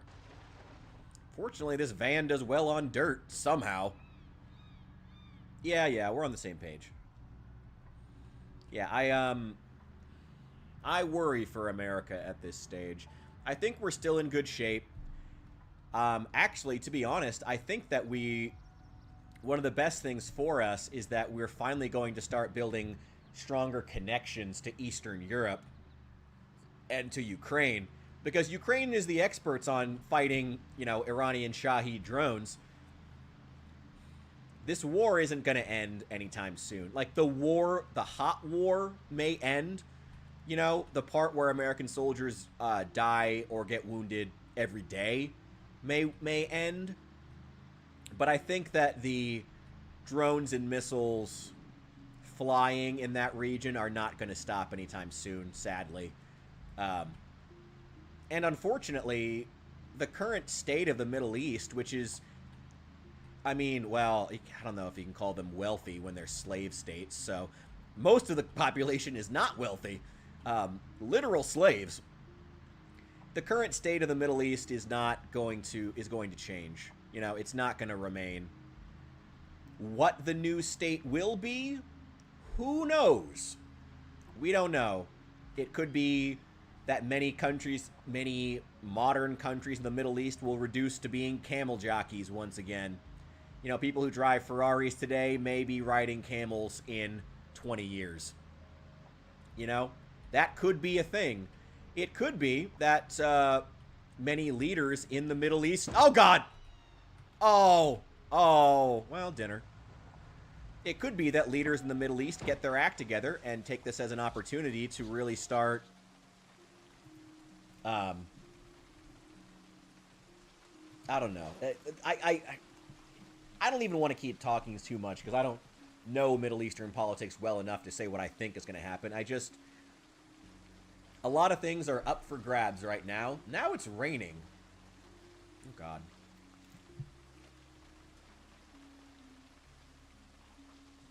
Oh, shoot. It's almost midnight here.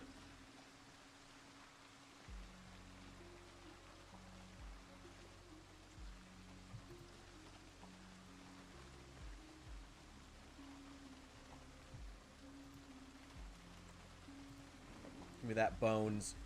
It's fine. It's fine. It didn't feel a thing.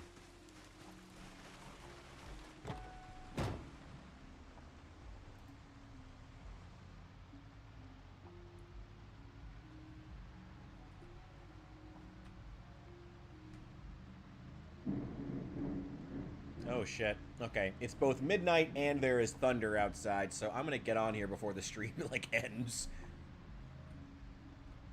But I will be back soon in the next couple of days streaming on here. As far as video content for the YouTube channel, I do want to do that masculinity tier list. Got some other stuff. I don't know. We'll see. Have a good night to everyone. I need to at least get those, that water built, though. Water troughs. Need to get those built.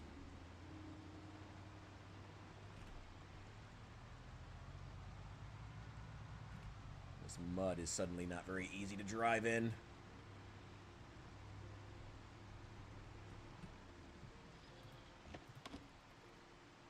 Alright. Actually, give me that key.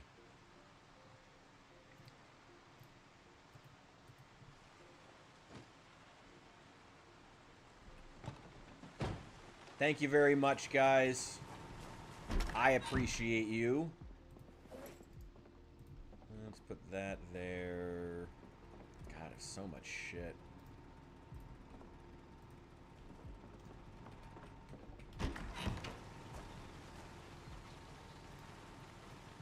Equip. Where that.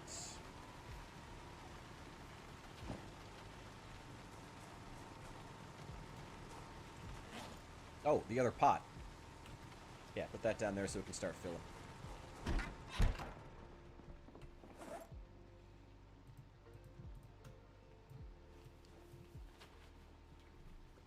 Hang on one sec. Be right back.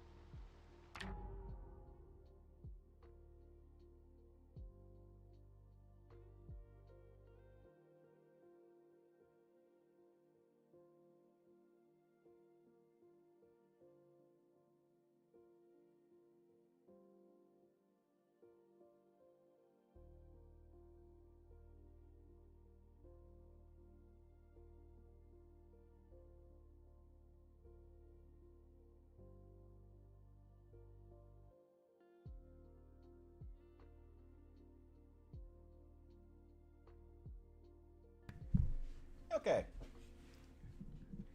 Yeah, correction. I was going to keep building some stuff, but now it's getting worse out there. Leave that. Gas can, the shotgun. Yeah, give me the shotgun.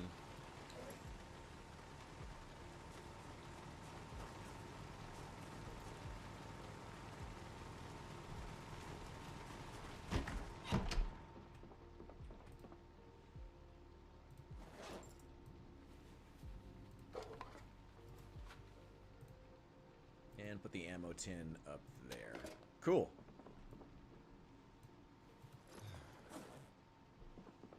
I got a lot of stuff.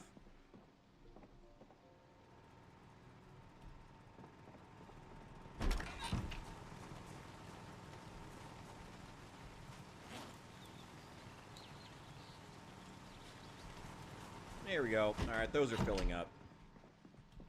That's good enough for me. I'm going to call it there. Thank you guys so much for joining me.